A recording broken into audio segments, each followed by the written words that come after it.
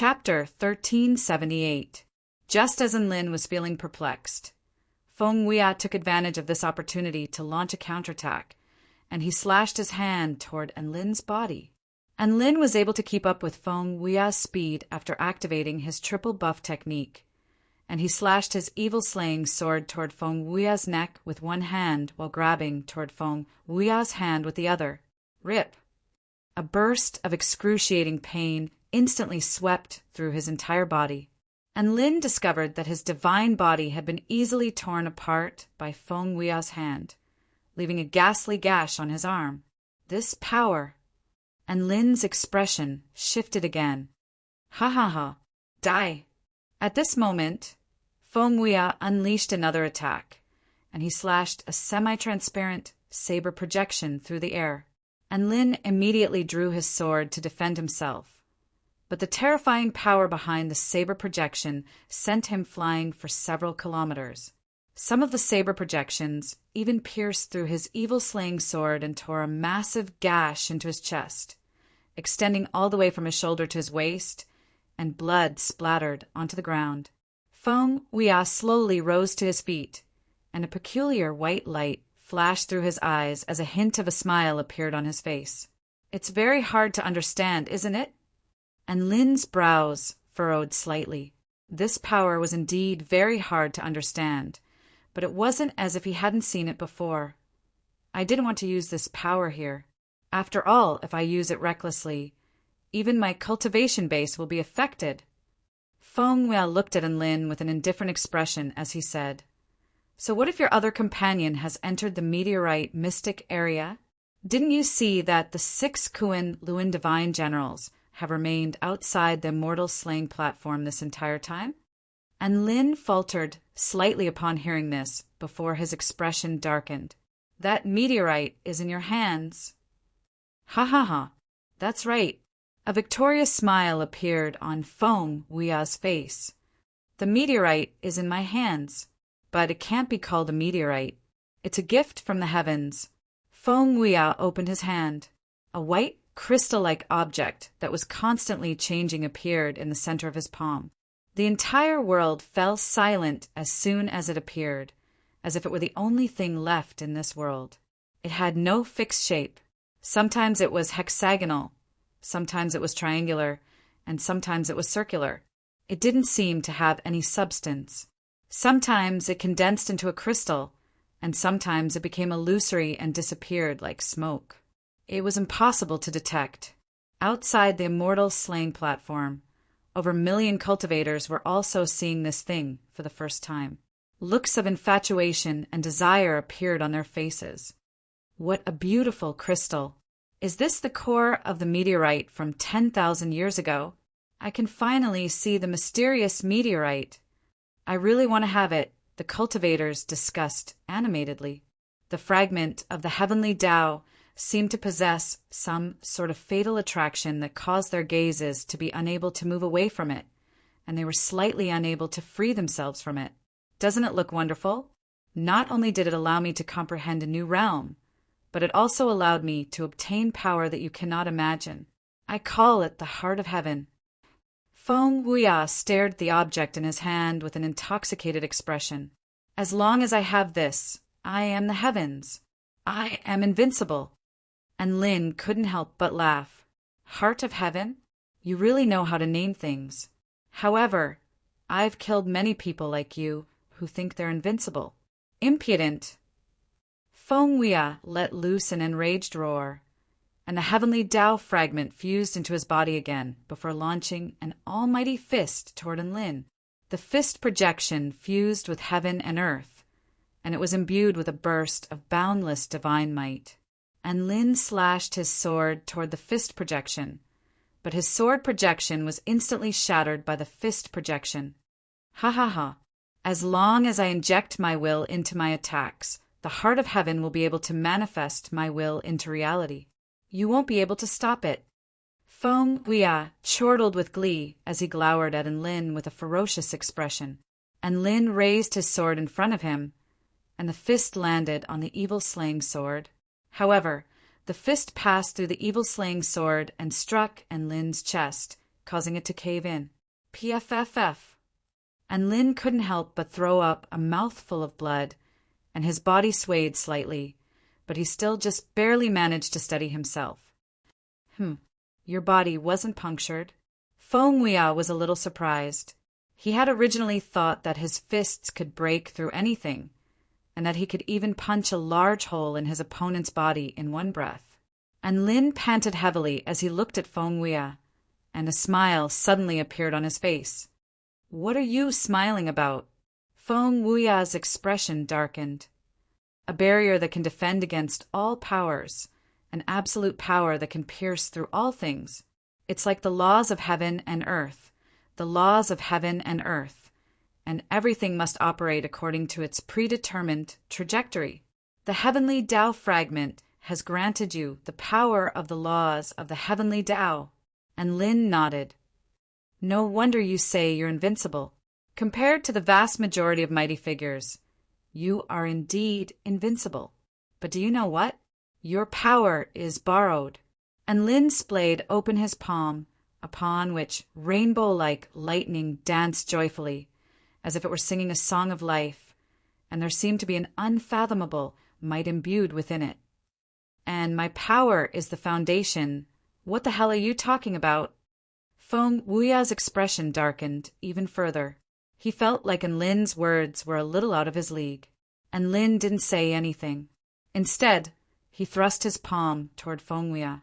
The rainbow bolt of lightning tore through space before hurtling toward Feng Huia's chest with dazzling divine might. Feng Huia didn't take evasive measures upon seeing this. Instead, he looked at Lin with a cold expression. "Foolish ant, do you still not understand? I've activated the power of the heart of the heavens, and no one can harm me now." Boom! Lightning roared like divine lightning. The lightning bolt instantly pierced through Feng Huia's chest and punctured his heart. A massive hole had appeared in his chest, and the area around it was charred black with wisps of white smoke rising from it, as if it was a manifestation of the terrifying power it had just unleashed. Feng Huia's mouth gaped open as he stared blankly at his own chest with astonishment and befuddlement on his face. Didn't he say that no one could harm him? How had it been punctured? Why? Feng Huia stared at Lin as his body swayed unsteadily, and Lin spoke in a cold voice. "You're only using the residual power of laws of the fragment of the heavenly Tao, and you're merely borrowing it. However, I possess the power of the heavenly Tao." Crackle! Boom! Countless bolts of golden void lightning erupted from Lin's body before revolving around his body to form a golden void lightning robe. And Lin's eyes flashed with lightning, and the paramount might of lightning fell from the heavens before crashing down upon his body. The boundless might emanating from his body made all of the onlookers feel as if they didn't even dare to breathe heavily. A bolt of golden void lightning fell from the sky, shattering space and puncturing even the enchantment barrier around the immortal slaying platform before transforming into a golden lightning sword that was as dazzling as the sun. There was only one color left between heaven and earth, and that was boundless golden void light. All of the cultivators, including Feng Huia, were struck by the same thought. The man in the lightning robe wielding the golden void lightning sword. He didn't belong to the mortal world. He was a god from above the heavens. Chapter 1379. Feng Huia was stunned by Lin's appearance. His godlike appearance was deeply engraved into his mind. Even the immortal slaying platform, which was imbued with the power of laws, had been shattered by a bolt of lightning. How could he not be scared? Who are you? Feng Huia's body trembled uncontrollably, but he still forced himself to speak. Who am I? And Lin blinked before pointing his golden void lightning sword at Feng Huia. So be it. I'll let you know what I'm talking about. Listen up. I am the heavenly lightning god who controls lightning between heaven and earth. And Lin. The heavenly lightning god? Feng Huia murmured. Crackle. Lightning flashed, and Lin's body instantly disappeared, and in the next instant he appeared right before Feng Weia before slashing his sword down. Heavenly Heart, explosive fist. Feng Weia roared as he launched both fists at once. The power of the heavenly Tao fragment imbued his fists with the destructive will of the heavenly Tao imbued within them as they hurtled toward Lin.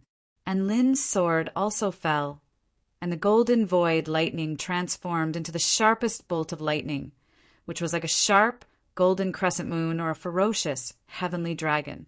The golden void lightning faltered upon striking Feng Weia's fist, as if it were clashing violently with some kind of power. Even its shape was warped, and it was showing signs of crumbling. Feng Weia was ecstatic to see this. However, before he had a chance to celebrate, his fist was pulverized by the bolt of lightning. No, he roared as his body was engulfed by boundless golden void lightning.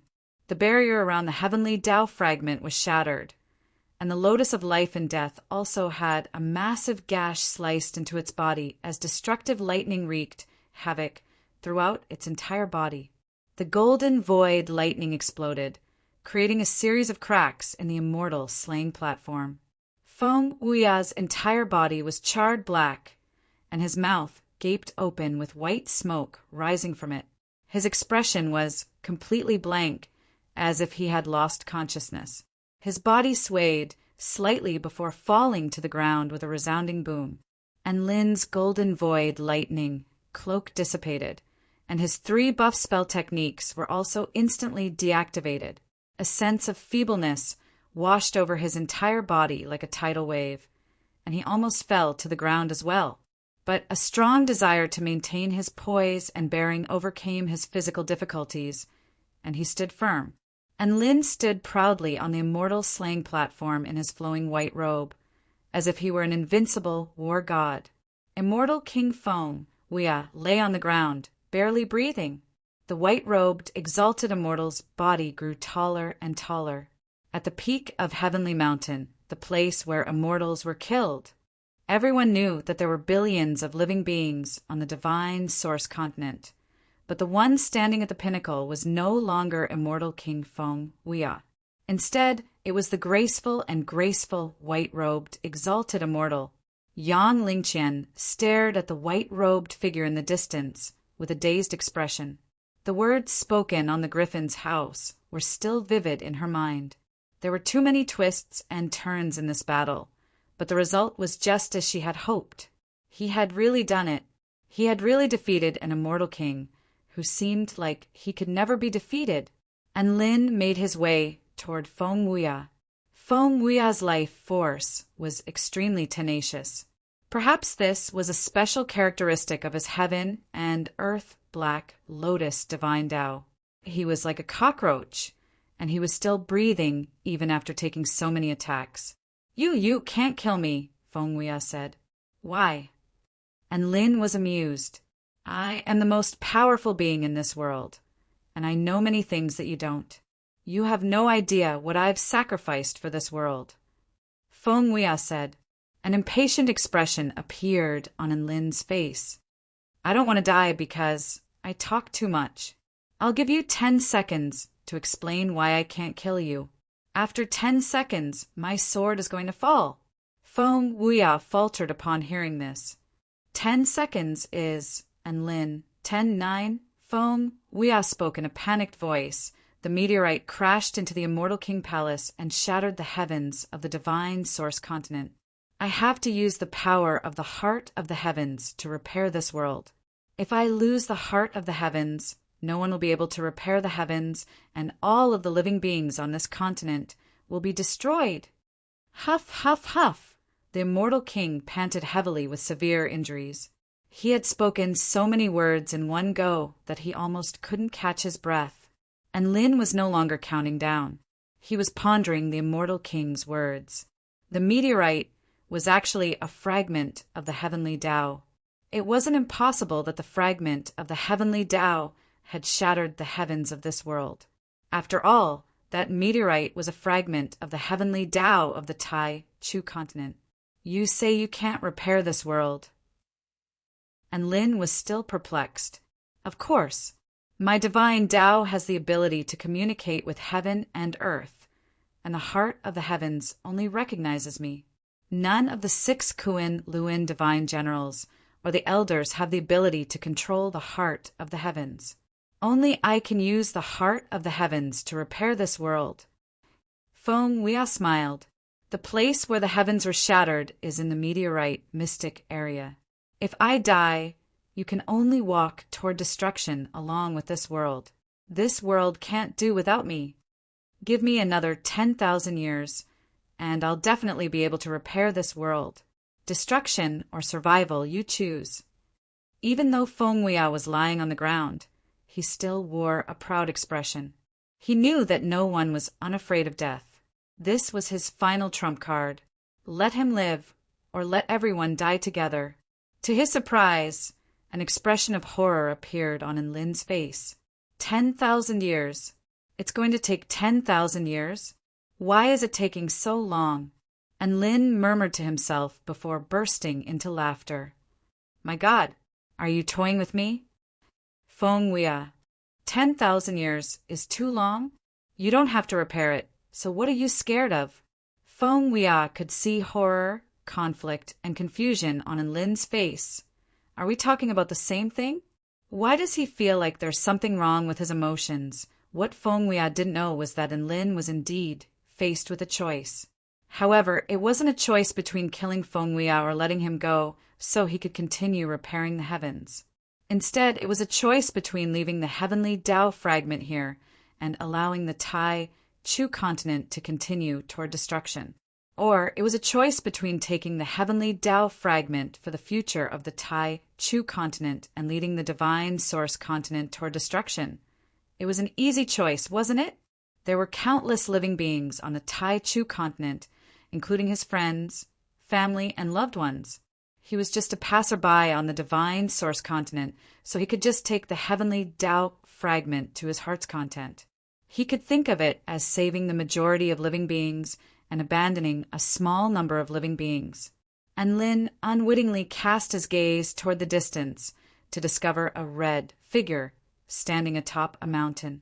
A faint blush appeared on Yang Lingqian's face upon seeing Enlin, but she still waved her hand with a smile, as if she was very happy for him. A bitter smile appeared on Enlin's face. I'm just a passerby, but aren't the billions of living beings on the divine source continent living beings with flesh and blood? Do they deserve to be destroyed? Enlin was suddenly struck by a sense of despair. Why? Why did this have to happen to him? Why did he have to make a choice? Wasn't this the choice that the heavenly lightning god had made for him back in the heavenly beyond heaven? Chapter 1380. In order to save the majority of people, Enlin ended up killing all of them and enduring the pain of being bitten by all sorts of vengeful ghosts. At that time, the heavenly lightning god had told him that there was no need to save them and that they should just let nature take its course. No matter which side he saved, he would become the villain of the other side. This was a very vicious statement, but it reflected the reality of the situation. No matter what Enlin chose, he would always be wrong. No matter what he did, he would always be an executioner who had the blood of countless living beings on his hands. Why? Why do I have to endure all of this? Enlin looked up into the sky with an enraged expression. Before he knew it, his eyes had already become bloodshot with indignation and despair. Feng Huia stared at Enlin with a blank expression. Do you really want to kill me that badly? He thought that Enlin wanted to kill him, but couldn't, so he was forced to tears.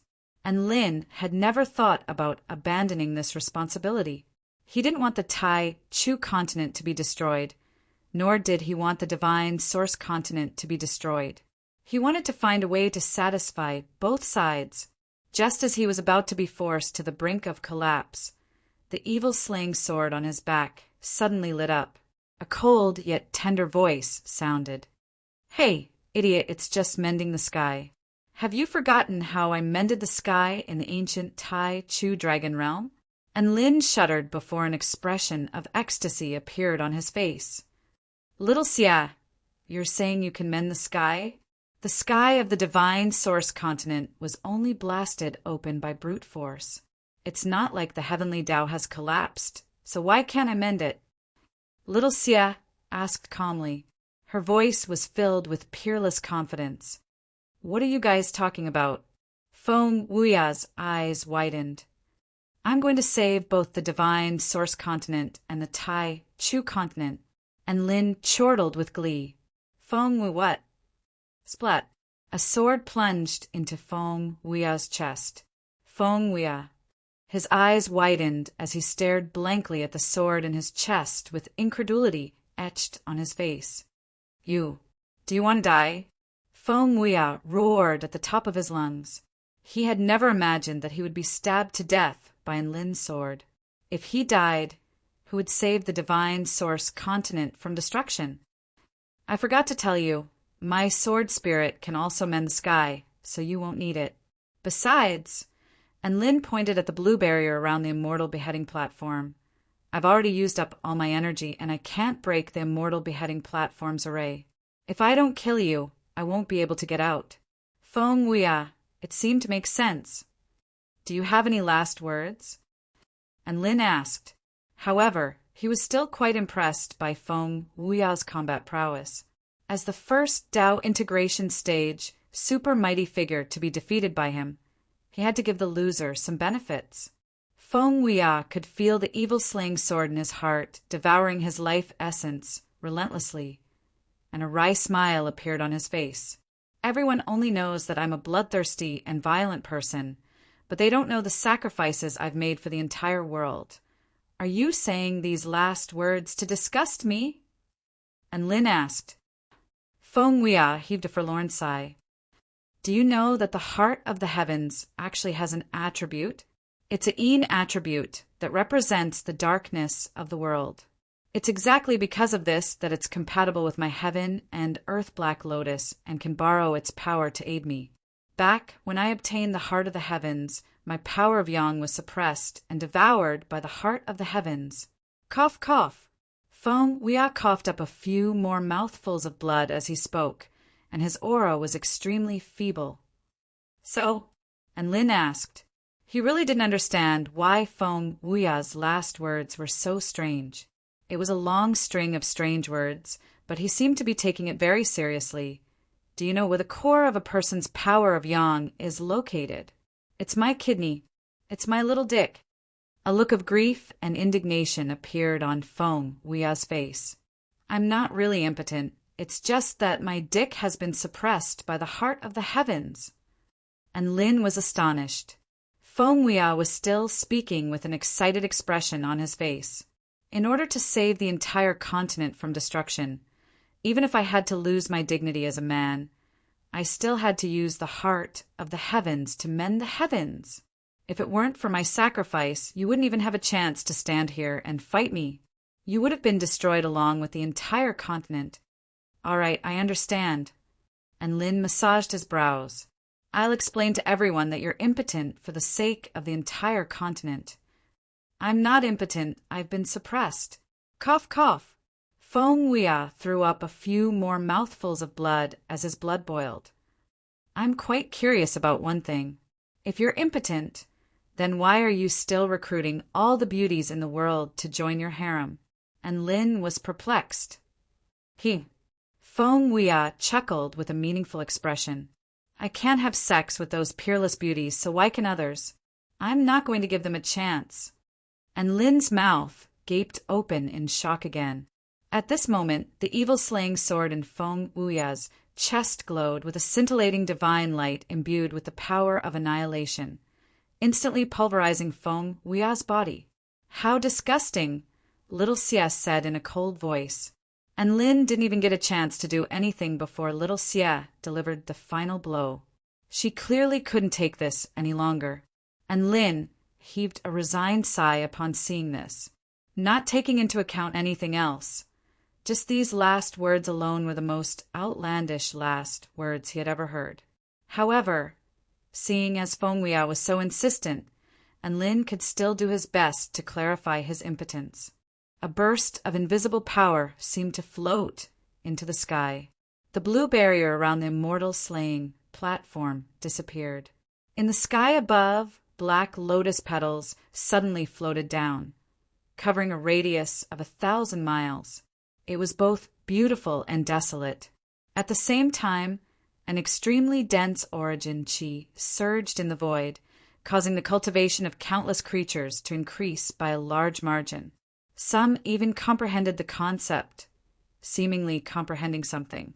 A Tao integration stage mighty figure had fallen. Heaven and earth mourned for the death of a Tao integration stage mighty figure. Immortal King Feng Huia really had died this time. Even though most of the 1 million cultivators here wanted nothing more than for the immortal king to die, they were still struck by a sense of grief upon seeing this. Perhaps these 1,000-kilometer lotus flower petals and the remnant Tao realm true intent were his final gift to the world at the place where Feng Huia's body had disappeared. An incorporeal crystal floated in the air, constantly changing its shape. At times, it seemed to have a physical form, and at other times it disappeared into thin air, as if it had never existed. And Lin was a little curious, and he made a grabbing motion toward the crystal, only to find that his hand had passed through it, as if it were nothing more than air. What's going on? He was a little perplexed, and he made a few more grabbing attempts, only to find nothing. So you're not accepting me? And Lin harumphed coldly. Even that impotent Feng Huia accepted you, but you're not accepting me? Wait, didn't Feng Huia only become impotent after being accepted by the heavenly Tao fragment? And Lin's heart jolted with shock, and he took a couple of steps back before heaving a sigh of relief with lingering fear in his heart. My God! Thank God the heavenly Tao fragment didn't accept me. If it did, then what would I do if I became impotent? And Lin was secretly celebrating his good fortune. So be it. I'll just let Ishi take the heavenly Tao fragment. His master wanted it anyway, so he should take it back as his disciple. Chapter 1381. And Lin was conflicted over what to do with the heavenly Tao fragment. Over 1 million cultivators had just witnessed the fall of the immortal king, and they were all sighing with emotion. They had also seen the heavenly Tao fragment, but none of them dared to look at it. After all, it belonged to the new most powerful being on the divine source continent, the white-robed, exalted immortal and Lin. The 6 Kuan Luan divine generals were filled with grief and incredulity. They looked up at the black lotus flower petals raining down from the sky, and they felt as if the immortal king were bidding farewell to them. Yan Ji opened her hand to catch the falling flower petals, but the flower petals simply passed through her hand like a mirage. A hint of melancholy appeared on her flawless features. The era of immortal King Feng Huia has come to an end. The river god wiped tears from his eyes. Wah, big brother immortal king has always been invincible in my heart. How could he have lost? Xing Long gripped his spear tightly. The white-robed exalted immortal has just been through a battle, and he's at his weakest. We can take this opportunity to kill him. Xing Long's words caused the expressions of the other 5 divine generals to change. However, they hesitated as they looked at the figure standing proudly on the immortal slaying platform. And Lin's invincible form during his previous battle had already left them in awe. He's indeed feeble, but a starving camel is still larger than a horse. Poison Flower pointed a finger, and a vibrant violet flower blossomed on her fingertip before quickly wilting away. I've done some divination, and if all 6 of us attack the white-robed, exalted immortal at once, our chances of winning are less than 5%. Why not die to avenge the immortal king? Wolf Fong bared his fangs as he glowered at the white-robed figure with a ferocious expression. Gue Tang shook his withered tree trunk as he spoke in a hoarse voice. During this battle on the immortal slaying platform, both the immortal king and the white-robed exalted immortal displayed power that was far beyond our imagination. If this were in the past, I would have been confident that we could kill him together, but now he didn't even get a chance to finish a sentence. But all of the other divine generals knew what he was thinking. Yan Ji couldn't help but burst into laughter. The white-robed exalted immortal is currently within the immortal slaying platform. If we enter one of them, A barrier will appear, and we'll have to fight one-on-one. Attack him together? Are you guys dreaming? Wolf. Awkward expressions appeared on the faces of all the divine generals. They had said so much, only to be slapped in the face by Yen-ji. If you ask me, Yen-ji said in a seductive voice, let's hurry up and escape into the depths of the mountains and forests. The world has already changed. If we don't escape now, do you think we'll be able to survive in the future?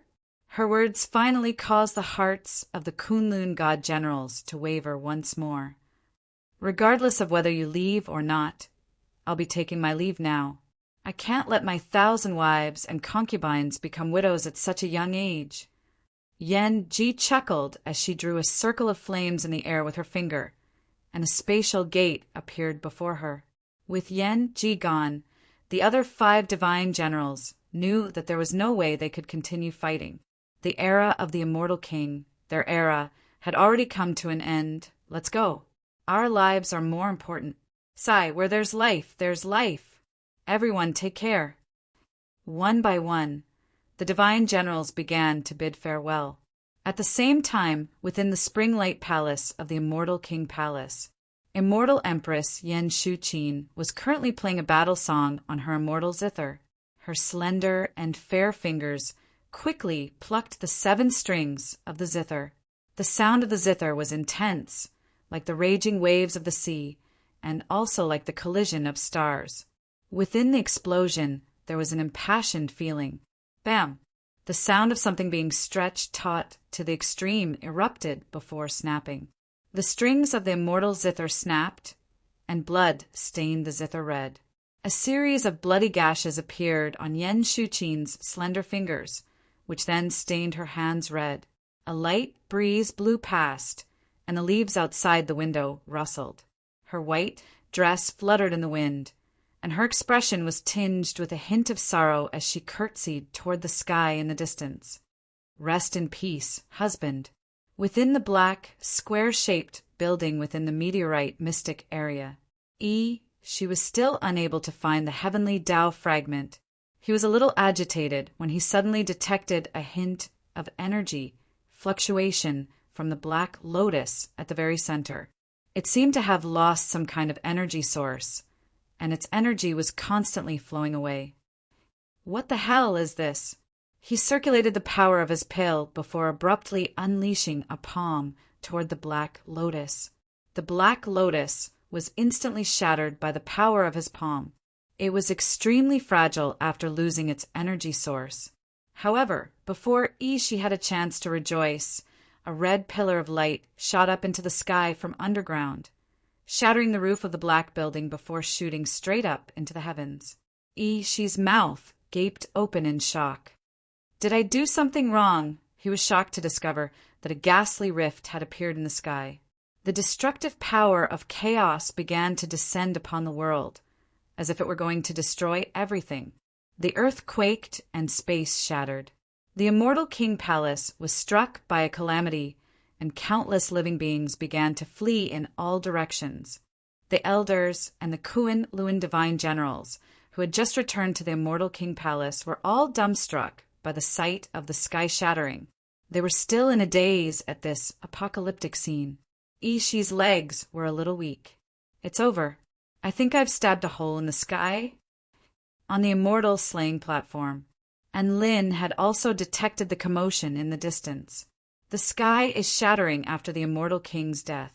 I don't have time, but if I leave the heavenly Tao fragment here, what if someone else takes it?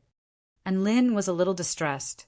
He discovered that the heavenly Tao fragment was completely ignoring him. No matter how hard he tried to grab it, it was as if it didn't exist. Divine inspection technique. The heavenly Tao fragment was a physical manifestation of a flaw in the Tai Chu continent's heavenly Tao. The explanation was very simple. However, and Lin knew that the simpler something was, the more complicated it was. The heavenly Tao fragment was flashing rapidly, as if it had been triggered by the shattering of the heavens. A small white ball appeared at the center of the heavenly Tao fragment. What's this? And Lin was a little curious as he extended a hand toward the ball.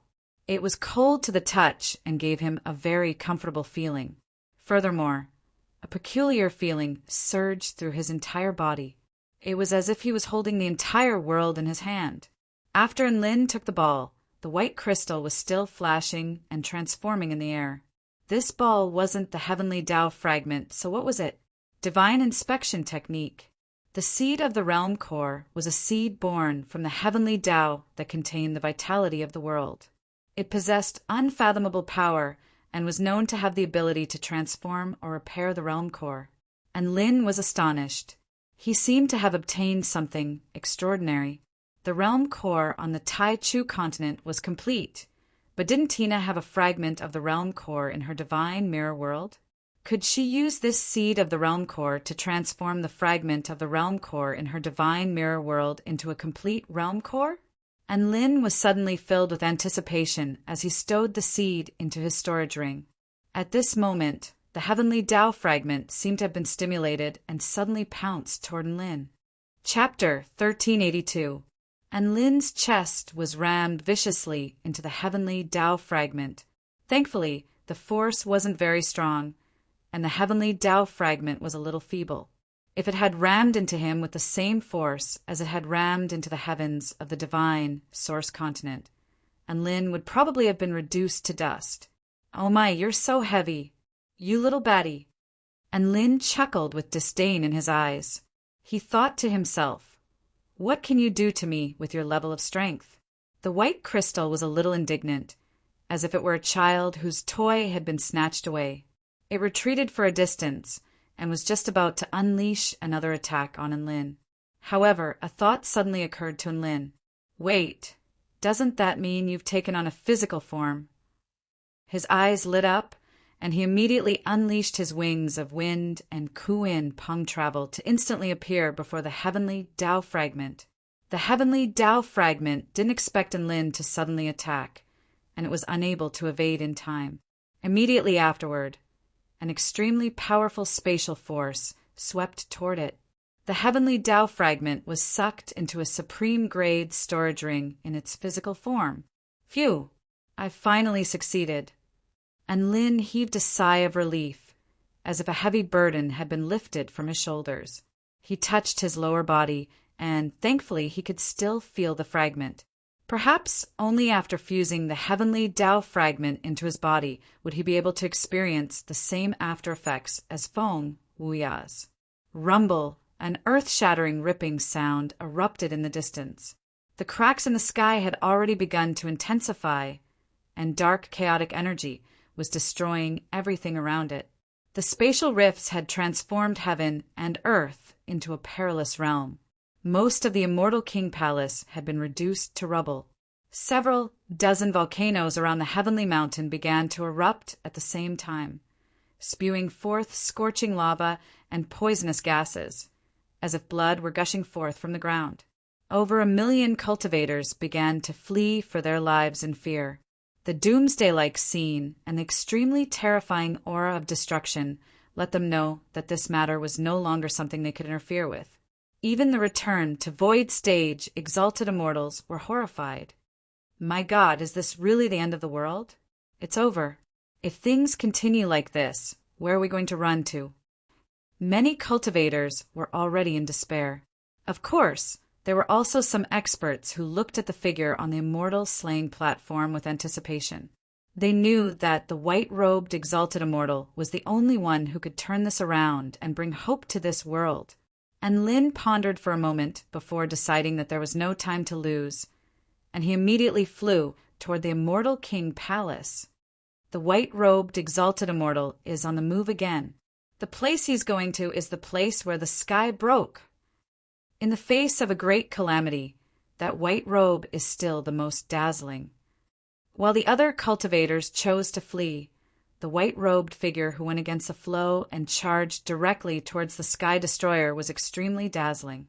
Yang Lingqian gritted her teeth and followed behind Lin without any hesitation. Although she didn't know what was the point of following him, she wanted to see Lin fight. She wanted to see Lin win the battle. She chased after the white-clothed figure in front of her. However, her cultivation was simply too low.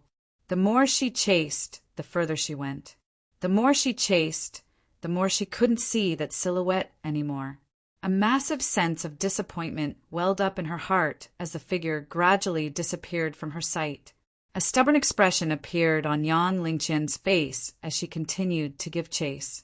Within the meteorite mystic region, at the center of the Sky Destroyer, she was using agile movement techniques to evade all types of chaotic energy. It's over, it's over. What do I do? If things continue like this, countless lives are going to be lost. He evaded the attacks like a ping-pong ball as he spoke with an extremely urgent voice. Right at this moment, a white-robed figure flew through the air. Yan Ji was just about to flee with all of her beloved concubines when she caught sight of the white figure flying through the air. Yan Shuqin, who was evacuating all of the Springlight Palace concubines, also caught sight of a determined figure flying toward the center of the Sky Destroyer. At the center of the dark vortex, crimson lightning wreaked havoc as chaotic winds of annihilation swept through the air in a frenzy. The white figure was like a moth flying toward a flame, but it was extremely dazzling, as if it were the only source of light in an apocalyptic world. Countless living beings were rooted to the spot upon seeing this figure. Yang Lingqian's eyes were completely entranced as she stared intently at the man charging into the Sky Destroyer. Her fingers were clasped tightly in front of her chest, and she was extremely nervous as she prayed incessantly. Boom, boom, boom, countless chaotic winds of annihilation swept toward Enlin. The crimson lightning was like an apocalyptic demon as it pounced toward Enlin in an extremely menacing manner. The terrifying might and sense of pressure it exuded could easily pulverize or return to void stage mighty figure into dust. And Lin made a series of hand seals before drawing the evil slaying sword from his back and slashing it down. An inky black sword intent pierced through the sky, repelling all of the wind and lightning. Go! And Lin raised his evil slaying sword with a single hand and stabbed it toward the hole in the sky. A divine light erupted forth for over 500 kilometers, enshrouding heaven and earth. Whoosh! An invisible ripple proliferated throughout heaven and earth. Everything seemed to have come to a standstill.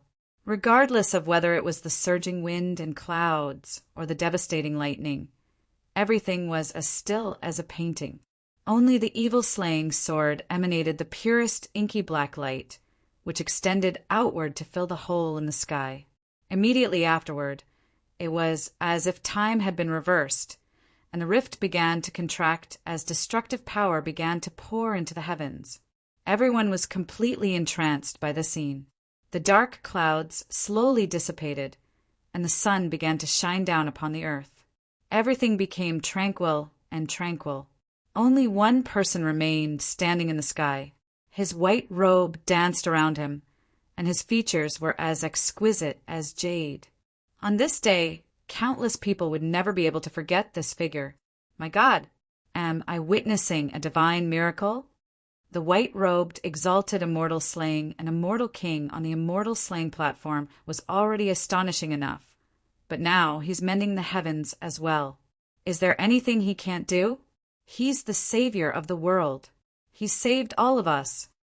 The white-robed, exalted immortal, and Lin is a living legend. He's the epitome of invincibility. Countless cultivators who witnessed all of this spoke excitedly, their hearts filled with admiration. Yan Shuqin looked up into the sky with a pleasant smile on her face. This world is about to usher in a new era after being reborn from destruction. The new master of this world doesn't seem to be too bad. The shattered sky had been repaired, but not only was little Xia not exhausted, she was even more excited, as if she really enjoyed doing this. She looked like she was going to die if she wasn't given any work to do. And Lin was a little exasperated as he silently sheathed his sword. The probability of the sky shattering was extremely low, so where was he going to find another shattered world for little Xia to repair?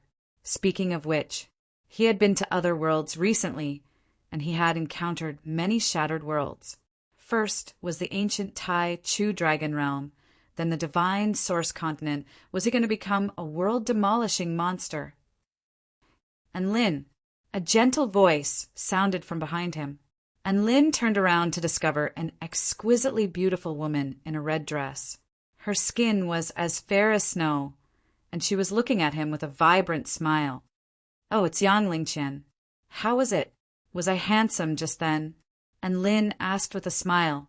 Yang Lingqian was a little embarrassed, and a seductive blush appeared on her face as she nodded. "You were very handsome. You were handsome from head to toe." This time, she wasn't giving a perfunctory reply. Instead, she was speaking from the bottom of her heart. She raised her head and looked directly at Lin, as if she had mustered up her courage. "And you were so handsome that I couldn't take my eyes off you. And Lin faltered slightly upon hearing this. He was a little embarrassed by this compliment.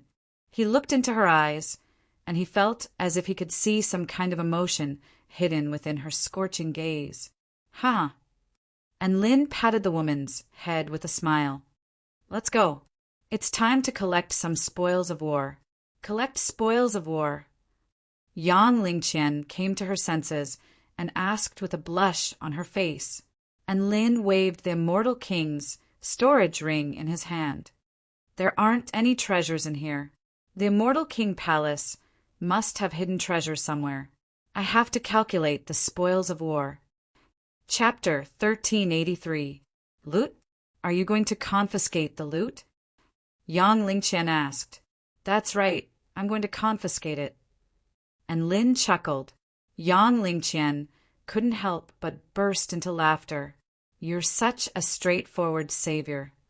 The two of them descended from the sky. None of the cultivators who had yet to escape from the Immortal King Palace dared to stop them. "The white-robed, exalted immortal is here. Run." "Who's that female immortal? They seem to be quite close. Could she be the white-robed, exalted immortal's Tao partner?" Some of the concubines looked at the two figures in the distance with heartache.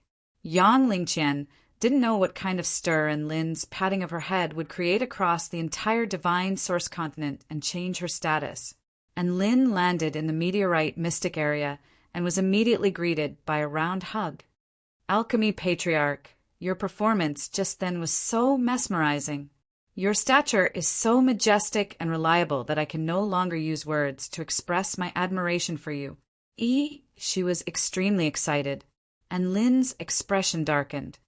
"So you're using your unique hug to express your emotions?" Ishi's body was like a ball, and his stomach was propped up against Lin's body, so he couldn't hug Lin at all. As such, he could only extend his arms to form a water snake hug. Meanwhile, Lin was also hugging Ishi as if he were hugging a ball, and it was a very strange feeling. Yang Lingqian couldn't help but burst into laughter upon seeing Lin's reaction.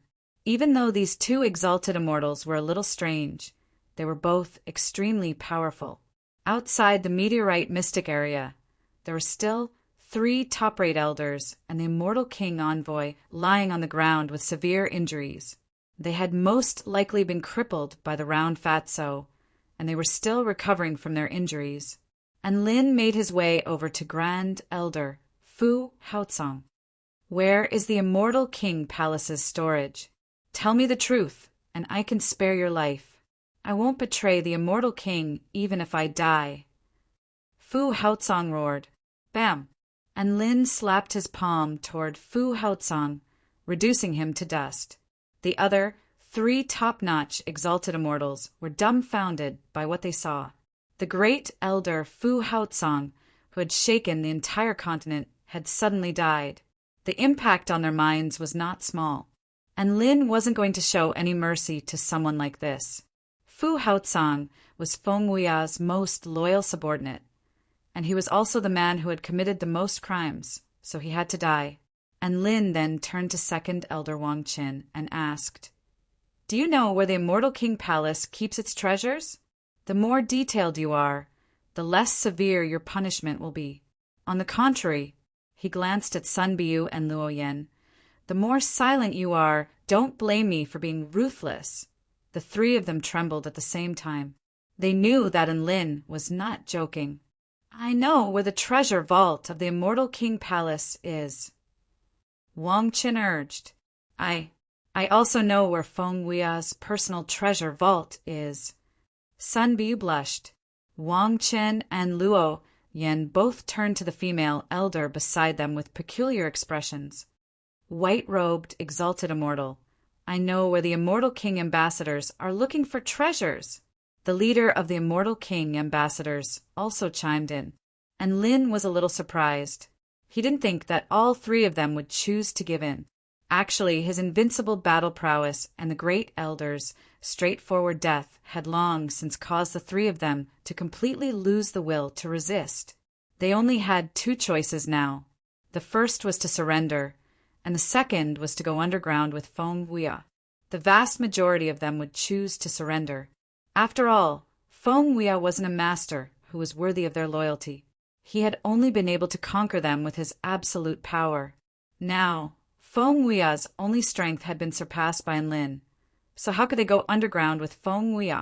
After just a single day, the remaining forces of the immortal King Palace either fled or surrendered. And Lin stood in front of the treasure vault of the immortal King Palace and slowly pushed open the enchantment barrier. And Lin instantly felt as if he were going to be blinded by a blinding light. Countless spirit stones, vital stones, spirit pills, miraculous medicines, powerful weapons, and all types of exotic treasures were piled up like mountains. However, they weren't piled up randomly. Instead, there was a mountain of spirit stones, a mountain of spirit pills, a mountain of magic tools, and a mountain of spirit tools. They were distributed in an extremely orderly fashion. Wang Chen explained, "This is where the immortal king gathers all of the resources on the divine source continent." And Lin's eyes widened. "All of this is mine?" Wang Chen replied in a respectful manner, "You're now the master of the immortal King Palace, so you have the absolute right to distribute these resources." Even though he said this, he was grumbling internally. "You're the most bad *SS on the entire continent right now. So how could I say that all of these resources are mine?" Yang Lingqian was also dumbstruck. She could swear that she had never seen so many treasures in her life. And Lin smiled. "Shi, let's talk about how we're going to distribute these treasures first." She splayed his hands open with a nonchalant expression. "My goal here is to bring the heavenly Tao fragment to master. Everything else doesn't matter to me. Besides, I didn't really contribute much during the final battle. You killed immortal King Feng Hui and repaired the shattered heavens.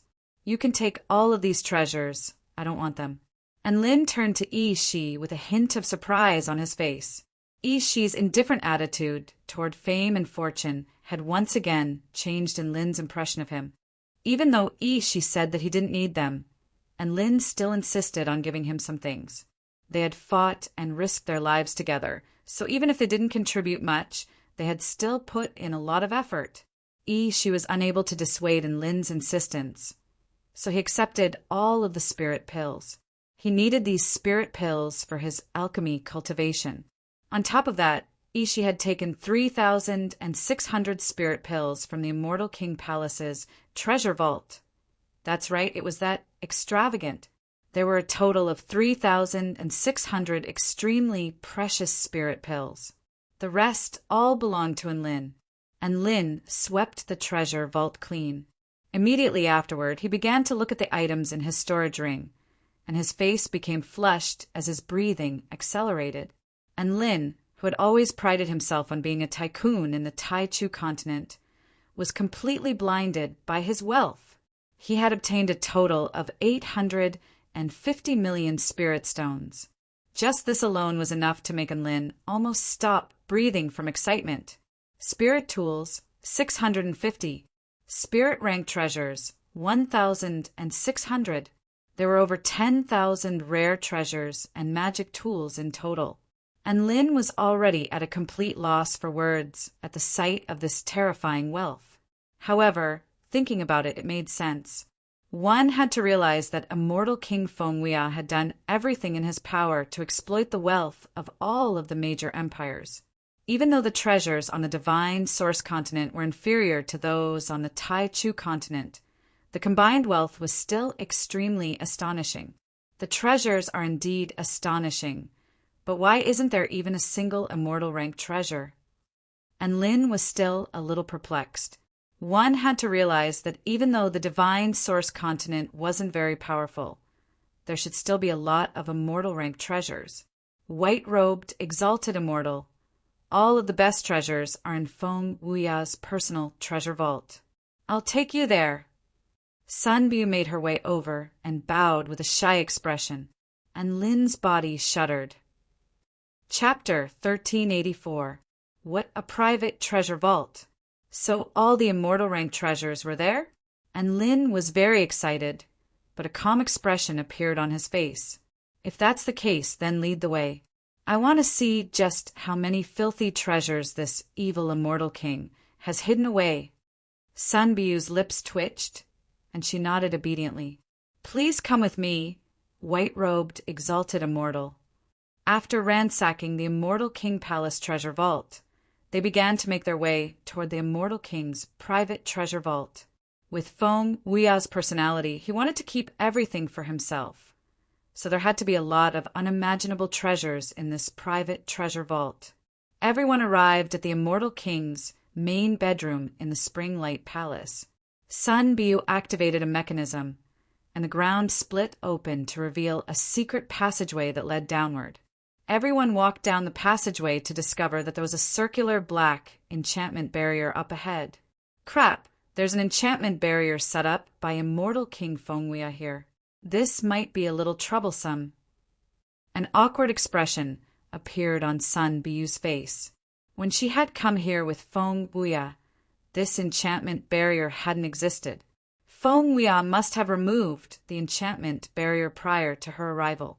Even the simplest enchantment barrier set up by a Dao integration stage super mighty figure was extremely terrifying, just as everyone was looking at this with grave expressions.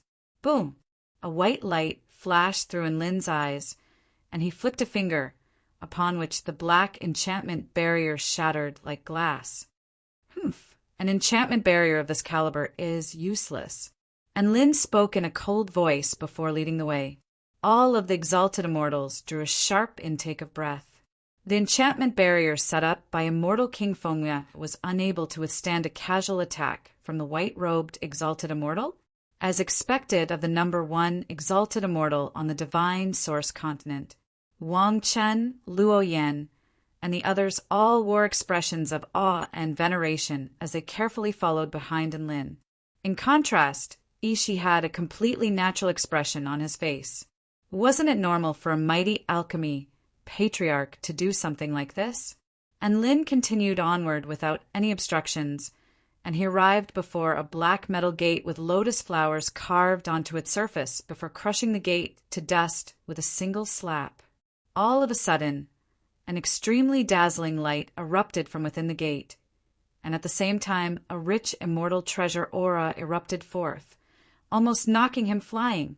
This is the power of immortal treasures, formed naturally by many immortal items. And Lin drew a sharp intake of breath as a look of shock appeared on his face. This time, not only in Lin, but even Ishi, who regarded treasures as dirt, was completely entranced. Yang Lingqian's body trembled slightly, and she almost fainted from excitement.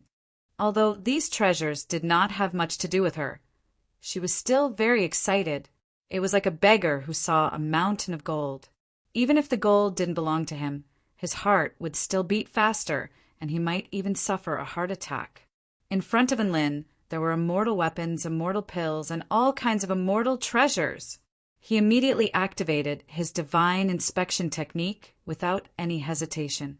Giant spirit devouring heart brush, winged dragon gauntlet, divine vitality talisman, sky poison purple gold saber, sky fire red heart bracelet, golden sun immortal pill, shattering 9 funeral pill, ancient autumn immortal pill, Hades winged dragon pill, Jade immortal grass soul immortal pill, 9 revolutions soul condensing pill immortal grade materials, profound ice magic grass, ghost lotus vine, heavenly demon bone, pure ice copper, desolate ancient coconut tree, too many.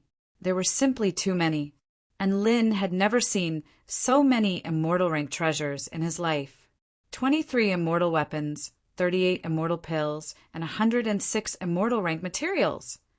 There were even 3 divine rank materials, which were the lightning essence star crystal, the primordial demonic bone, and the book from the heavens. However, there were probably no tool refinement masters in this world who could refine divine tools, so there weren't any divine tools. Under Lin's insistence, Ishi reluctantly accepted the 8 immortal pills. Thus, Lin stowed away 23 immortal weapons, 30 immortal pills, 106 immortal rank materials, and 3 divine rank materials. Gong Sun Biu, Wang Chen, Luo Yan, and the others swallowed involuntarily upon seeing this. You really are an evil tyrant. To think that you would hide so many treasures that you've plundered. What a ghastly sight. And Lin spoke with a righteous expression. When the group of elders heard this, the corners of their mouths could not help but twitch. Please, when you say this, can you not laugh so happily? And Lin turned to Luo Yan. It's your turn now. Where is the place where the immortal king's envoy is gathering all these treasures? Luo Yan bowed respectfully. Please come with me, white-robed, exalted immortal. Everyone moved to another location. This time, they arrived at a black lake deep within the Immortal King Palace. Most of the buildings around the Immortal King Palace had already been reduced to rubble, but the black lake was completely unscathed. It was still as smooth and flawless as a black gemstone. A crimson divine Tao flame appeared in Luo Yan's hand as he drew a circle over the black lake. Black water cave, open. The lake water began to churn and splash before converging to form a circular black hole. This is the place, white-robed, exalted immortal. Luo Yan spoke with a respectful expression, and Lin nodded before following Luo Yan into the circular black hole. After entering the black hole, they were greeted by the sight of an extremely peculiar crystal mine. These crystal mines were inky black in color, and they appeared to be extremely profound, as if they were plunged into a dark abyss. And Lin was a little astonished at the sight of the crystal ores that littered the ground. He could confirm that these ores were definitely no ordinary ores. Luo Yan bowed respectfully. White-robed, exalted immortal, these are the crystals that our immortal king's envoy has gathered for thousands of years. They are known as dark crystals, and they contain extremely rich dark-type energy. They can assist in the observation of the Tao of Yin, as well as unleash a one-time dark-type energy. Immortal King Feng Weia ordered his envoy to gather these crystals for thousands of years, just for these things. And Lin was a little incredulous as he looked at the black crystal mines before him. Don't underestimate these crystals, white-robed, exalted immortal. Setting aside the fact that they are extremely beneficial to the cultivation of dark-type cultivators, just the detonation material alone is extremely terrifying. A single dark crystal can severely wound or even kill a top-rate, exalted immortal. Luo Yan warned with a serious expression, and Lin was shocked. It's that bad, *SS? Then why didn't the immortal king use them against me? An awkward expression appeared on Luo Yan's face. He looked at Lin with a hint of fear, but there was also a hint of yearning in his eyes. Perhaps the immortal king didn't want to waste these dark crystals? Perhaps he thought that killing you would be a piece of cake. Luo Yan's speculation was very reasonable. This was most likely immortal King Feng Weia's true thoughts as well. However, the grass on the immortal king's grave was already 30 feet tall. Also, these dark crystals have a very special effect. Luo Yan said in a hushed voice, "Oh, what effect?" And Lin asked, "If an enemy is struck by a dark crystal, The dark crystal will release a special type of spiritual power that can engulf the enemy's consciousness and render them retarded. In other words, the enemy can easily become retarded by the explosion.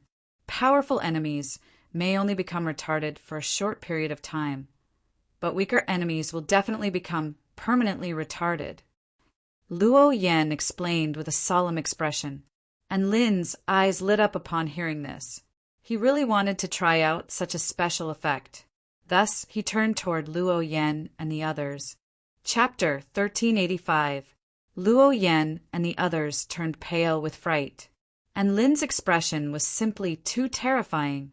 White-robed, exalted immortal, we've told you everything we know. You promised to give us a lighter sentence. Wang Qin spoke in a trembling voice, and Lin didn't really want to use the dark crystals on them. He just wanted to give it a try. Now that he thought about it, there were actually quite a few targets for him to experiment on, so there was no need to use Wang Chen and the others as he had other uses for them. All right, I'll spare your lives. And Lin nodded. Aside from the deceased Grand Elder Fu Haozong and the 6 Kunlun divine generals who had escaped, all of the other elders were actually quite moderate, so he could try to teach them a lesson. You may be spared, but you cannot escape punishment. All of you must swear Tao heart vows that you will no longer bully the weak, and you will carry out every single policy of the 4-9 Immortal Palace and swear loyalty to the 4-9 Immortal Sect for the rest of your lives. And Lin spoke with a solemn expression. Wang Chen, Luo Yan, and Sun Biu immediately nodded upon hearing this. However, they soon came to their senses. Wait, what's going on with the 4-9 Immortal Palace and the 4-9 Immortal Sect? Luo Yan faltered momentarily before asking, and Lin clasped his hands behind his back. From this day forth, there will be no more Immortal King Palace. There will only be the 4-9 Immortal Palace. The 3 of them stirred upon hearing this. Even the Immortal King was dead, so it was naturally the white-robed, exalted immortals turned to rule over the entire divine source continent. The man before them was the most revered living being in this world, so whatever he said was the law. With this in mind, the 3 of them bowed again. Yes, Immortal King. Immortal King. Huh. Don't give me such a vulgar title. And Lin was not happy to hear this. Awkward expressions appeared on Luo Yan and the others' faces. What was wrong with the King of Immortals? Please refer to me as Immortal Emperor. And Lin replied, Luo Yan, Wang Qin, and Sun Biu. I'm just joking. You can continue to refer to me as the white-robed, exalted immortal. I quite like that title, so don't try to be formal with me. And Lin waved his hand indifferently.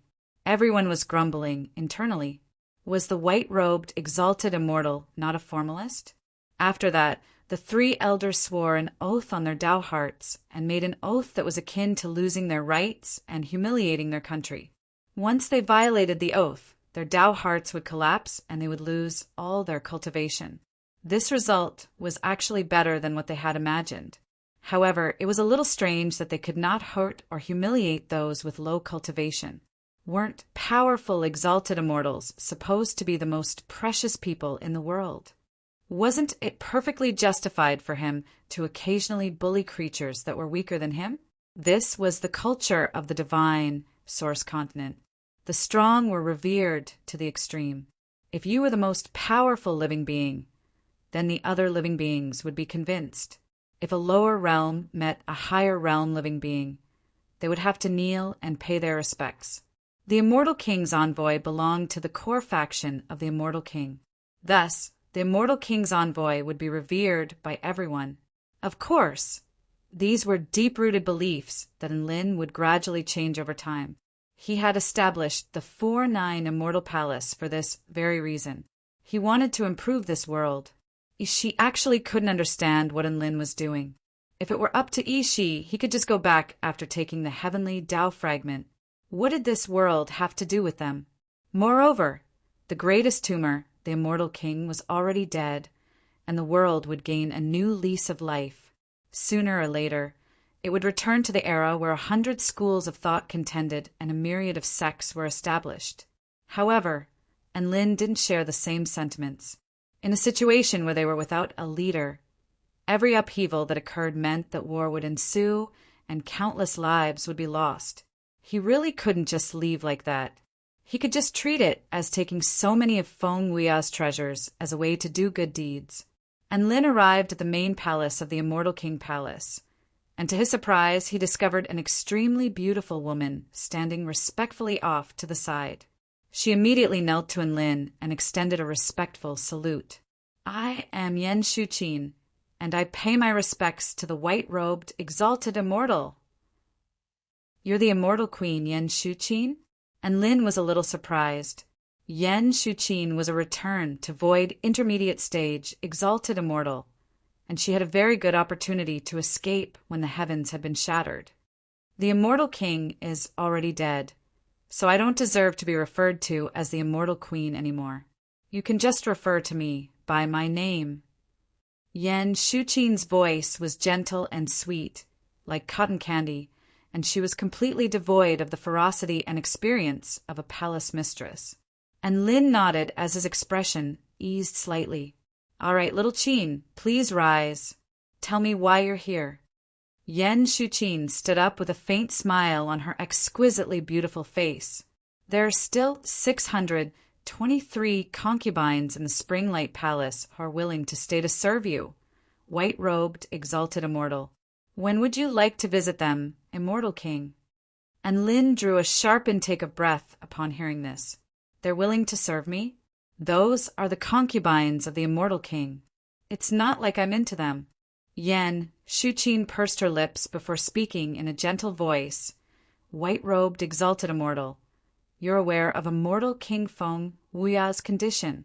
Those 600 or so concubines are actually still virgins, and they're all willing to throw themselves into your arms. All you have to do is nod your head, and they're all yours." Gasp. All he had to do was nod his head, and he could have a harem of over 600 beauties? And Lin's heart jolted upon hearing this. It had to be said, this was really quite exciting. However, he felt like he had seen something like this before. There were over 1,000 concubines, but over half of them were still willing to stay by his side. It seemed that the elimination method of the 2,000 people strategy was quite effective. He had successfully eliminated all of these women who were willing to give up many things in order to climb up the ladder. As for whether he could keep all of these concubines who were willing to serve him, wasn't Lin that kind of person? "I, the white-robed exalted immortal, said that I would give them freedom, and I will give them freedom. Do they want to stay by my side?" "Sorry, I don't like to have a harem," and Lin replied in an indifferent voice. Yen Shuqin turned to Lin with a dumbstruck expression. In this world, all powerful beings were revered and had many wives and concubines. The white-robed, exalted immortal didn't even want beauties who were offering themselves to him? Why? Yen Shuqin couldn't help but ask, and Lin looked at Yen Shuqin with a serious expression. "Because my heart is very small, and it can only contain one person." Yen Shuqin was dumbstruck. This was the first time she had heard something like this, and it was coming from the mouth of the most powerful being on the divine source continent. This was the first time she had ever been struck by a peculiar feeling. Her heart rate accelerated for some reason, and she was no longer as calm and collected as before. Yang Lingqian was also staring blankly at the man before her. In that case, if that person was referring to her, then she would definitely be the happiest person in this world. However, she knew that this was impossible. Dismiss all of the concubines in the Springlight Palace. Just give them some spirit stones. Also, I don't understand why you haven't left yet. And Lin turned to Yen Shuqin. Chapter 1386. Why hadn't he left yet? Yen Shuqin didn't really know the answer to this question. Perhaps it was because she was afraid that the white-robed, exalted immortal would be enraged by her departure and destroy her family. Perhaps it was also because she yearned for this legendary man. Perhaps it was purely out of curiosity, and she wanted to see what kind of man the white-robed, exalted immortal was like. Thankfully, she had made the right choice. She felt like the white-robed, exalted immortal was even more perfect than she had imagined. The only thing that was a little frustrating to her was that the white-robed, exalted immortal seemed to be completely unmoved by her exceptional beauty. His heart was too small and could only contain one person. But he could have her in his eyes. Many thoughts flashed through Yen Shuqin's mind in that instant, but a vibrant smile soon appeared on her face as she asked in a gentle voice, "Will the white-robed, exalted immortal let me go?" Her cultivation aptitude was top-notch. She was extremely beautiful, and she was extremely talented. She was naturally not going to fall for someone who was too ordinary for her taste. The white-robed, exalted immortal had fulfilled all of her fantasies about the man of her dreams. Yen Shuqin was confident that there was no woman on this entire continent who could surpass her in terms of beauty. She had already expressed her goodwill, so the white-robed, exalted immortal would most likely be tempted no matter how high his expectations were. She stood on the spot with her white dress fluttering in the wind, making her appear like a snow lotus in full bloom. She was exquisitely beautiful as she looked at Enlin with her limpid eyes that were filled with a different kind of emotion. Enlin was quite stunned by Yen Shuqin's beauty, and he nodded with a smile. "I naturally wouldn't want you to leave like this." As expected, all men were captivated by her charms. Yen Shuqin raised her head slightly, and a hint of confidence welled up in her heart. A faint smile appeared on her delicate features, and she appeared to be a little shy and a little hesitant, as if she wanted to say something. She paused momentarily before speaking in a gentle voice. "If you don't want me to leave, then I wouldn't dare to. Oh, don't misunderstand. What I'm trying to say is that you're the Spring Light Palace Lord, so you should have a lot of good stuff to help Feng Weia with. Hence, I don't want you to leave just like that. At the very least, you should hand over some resources before you leave." And Lin looked at Yen Shuqin with an expectant expression. Yen Shuqin's mouth was slightly agape as if she had heard it wrong. She was stunned for a few seconds. Uff! Yang Lingqian couldn't help but burst into laughter. Yen Shuqin's snow-white face was flushed with shame and indignation. "I've already sacrificed my body, and you're only interested in my money." She felt very wronged, but she didn't dare to get angry. She could only purse her lips and look at Enlin silently. All right.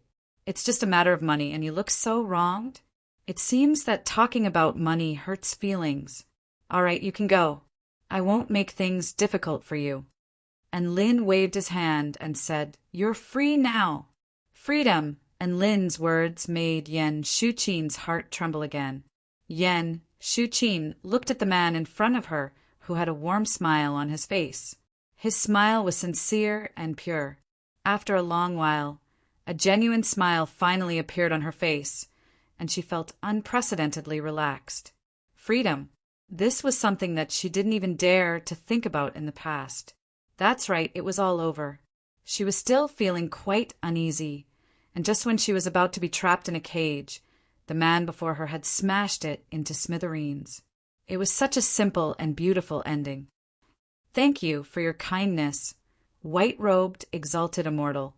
Yen Shuqin extended another graceful curtsy. Her smile was vibrant and enchanting, and she was like a celestial maiden from the heavens. "All right, you can go now." And Lin still had many other things to do. Yen Shuqin made her way out of the palace before turning around with a smile on her face. "White-robed, exalted immortal, if you want to continue fighting for the liberation of oppressed women, I can help you." "Huh." And Lin faltered slightly upon hearing this. He didn't know what she meant by this, but he still asked, "Is it free?" Yen Shuqin. "Free." She thought to herself for a moment before adding, "On the divine source continent, female cultivators are still a little inferior to male cultivators. Hence, I want to fight for the best for all female cultivators." "That's great." And Lin smiled. "Let's keep in touch in the future." Yen Shuqin nodded with a smile before flying up into the clouds and disappearing into the distance. Yen Shuqin has perfectly interpreted this poem. Yang Lingqian crossed her arms and harumphed coldly with displeasure. What a beautiful and charming poem. Yang Lingqian crossed her arms and harumphed coldly. At the same time, she was also cursing Yan Shuqin for flirting with Enlin even before she left. How could she put on such an innocent facade? She's actually not as beautiful as you. And Lin suddenly turned around with a smile on his face. Huh. Yang Lingqian was a little taken aback by Enlin's sudden words. When she finally came to her senses, a deep blush had already appeared on her face. What are you saying? My God, and Lin is saying that I'm more beautiful than Yan Shuqin? Is this what they mean by beauty is in the eye of the beholder? Yang Lingqian was already screaming internally. At the same time, her heart rate accelerated, and she became a little flustered. What should I say? What should I do? Before she had a chance to do anything, and Lin continued, You're more straightforward and honest than her. You also have a good personality, so you're naturally more beautiful than Yan Shuqin. Yang Lingqian, here, this pair of bracelets suits you very well. I'll give them to you as a token of my appreciation for your cooperation during this period of time. And Lin handed a pair of bracelets to Yang Lingqian. These are Heavenly Flame red heart bracelets. Yang Lingqian stared at the bracelets with incredulity on her face. These are immortal tools. She was a little hesitant, as if she didn't want to accept such an expensive gift. In the divine source continent, even exalted immortals of the return to void stage might not possess immortal tools. She was only a cultivator at the spirit-nurturing pinnacle stage. I told you to accept it, so don't be so polite. Do I really need an immortal tool? And Lin couldn't help but chuckle at the sight of Yang Lingqian's flustered and fearful expression. He picked up her slender hand and put the bracelets on. Not bad. You're a flame cultivator, so your red dress matches the heavenly flame red heart bracelets very well. And Lin nodded with satisfaction at the sight of the crimson bracelets on Yang Lingqian's slender wrists. Yang Lingqian stared at the bracelets in her hands with a dazed expression. She spun around gracefully, her posture elegant and graceful. She raised her hand and looked up at the bracelet that shone brightly under the sunlight. She couldn't help but smile. Light danced in the air, and a red fragrance wafted toward her. It was as if she were a beauty, and the fragrance of pearls and emeralds swept through the air. Yang Lingqian smiled. Thank you. Chapter 1387. Immortal King Fenghuia had perished on the immortal slaying platform. The white-robed, exalted immortal mended the heavens with his sword. The Immortal King Palace officially became the 4-9 Immortal Palace. The Immortal King Palace was purged, and all of the concubines of the Springlight Palace regained their freedom. One piece of news after another spread throughout the entire continent at an extremely fast speed. All of the living beings on the continent realized one thing, which was that the ruler of this world had finally changed again. The new ruler was the white-robed, exalted immortal Enlin. Enlin had risen to power at an extremely fast rate, and he had ended Immortal King Fenghuia's reign of close to 10,000 years. All of the living beings on the continent were extremely astonished. They all knew that Enlin had won through absolute power, and there had been no fluke involved. This white-robed, exalted immortal appeared to be a benevolent man who didn't lust after women. He was willing to help oppressed women, and he had mended the heavens with his sword to save the world. The new ruler of this continent was probably better than the Immortal King, right? In a land of peace and prosperity. The 20,000 women who had been rescued from the Leaping Wolf Mansion and over 2,000 concubines from the Springlight Palace were greeted by the white-robed, exalted immortal again. He looked at all of them with a smile. Immortal King Fenghuia is dead. I am the ruler of this continent now. From this day forth, all of you are free. They would never forget the gentle and domineering expression on the white-robed, exalted immortal's face when he said this. In that instant, he was so dazzling and alluring. All of the women were free, but the situation on the divine source continent was not over yet. the white-robed, exalted immortal, and Lin and Demon King, she began a crusade against the remaining forces of the immortal king. The 6 Kuan Luan divine generals, Xinglong, Gueteng, Lenya, Duhua, River God, and Yanji, were all top-rate exalted immortals. Xinglong and Duhua refused to surrender and were slain in battle. Gueteng was nowhere to be found. River God and Yanji surrendered and swore Dao heart vows to serve the 4-9 immortal palace for the rest of their lives. Not only that, but they also contributed most of their wealth to the 4-9 immortal palace in order to rebuild the divine source continent. Aside from that, some of the other forces of the immortal king palace had fled, some had surrendered, and some had committed heinous crimes, but no matter how powerful they were all cleansed by force.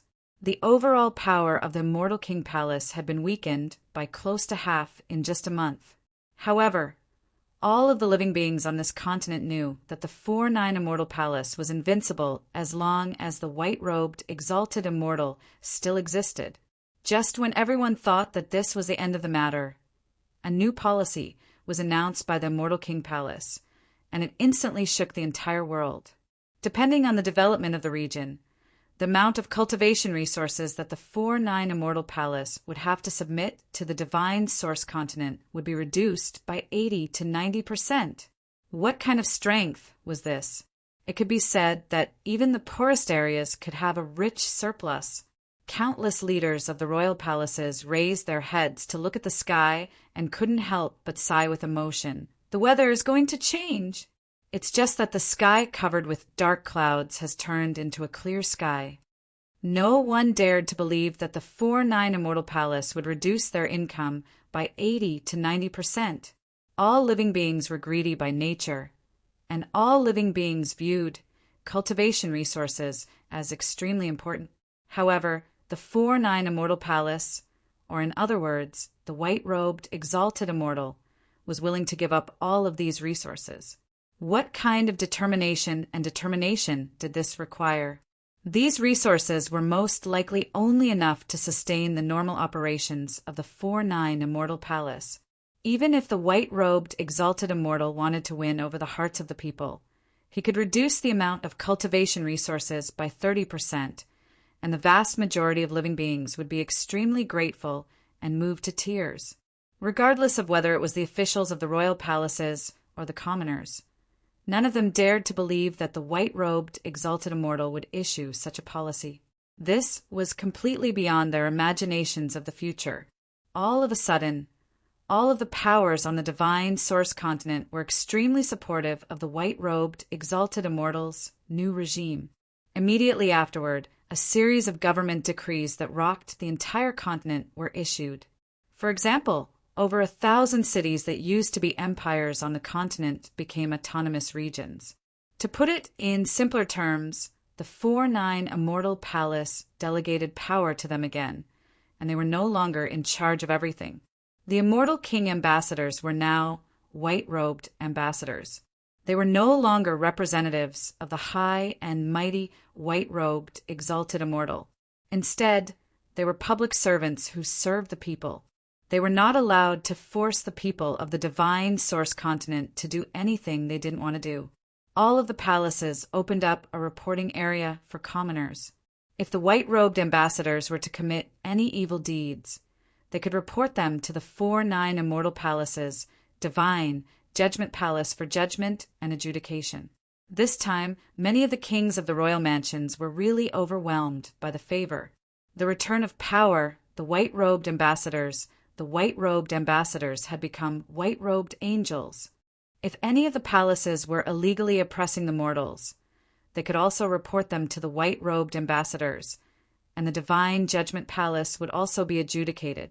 Regardless of whether they were powerful beings or ordinary commoners, all of them realized that the white-robed, exalted immortal really did want them to live better lives.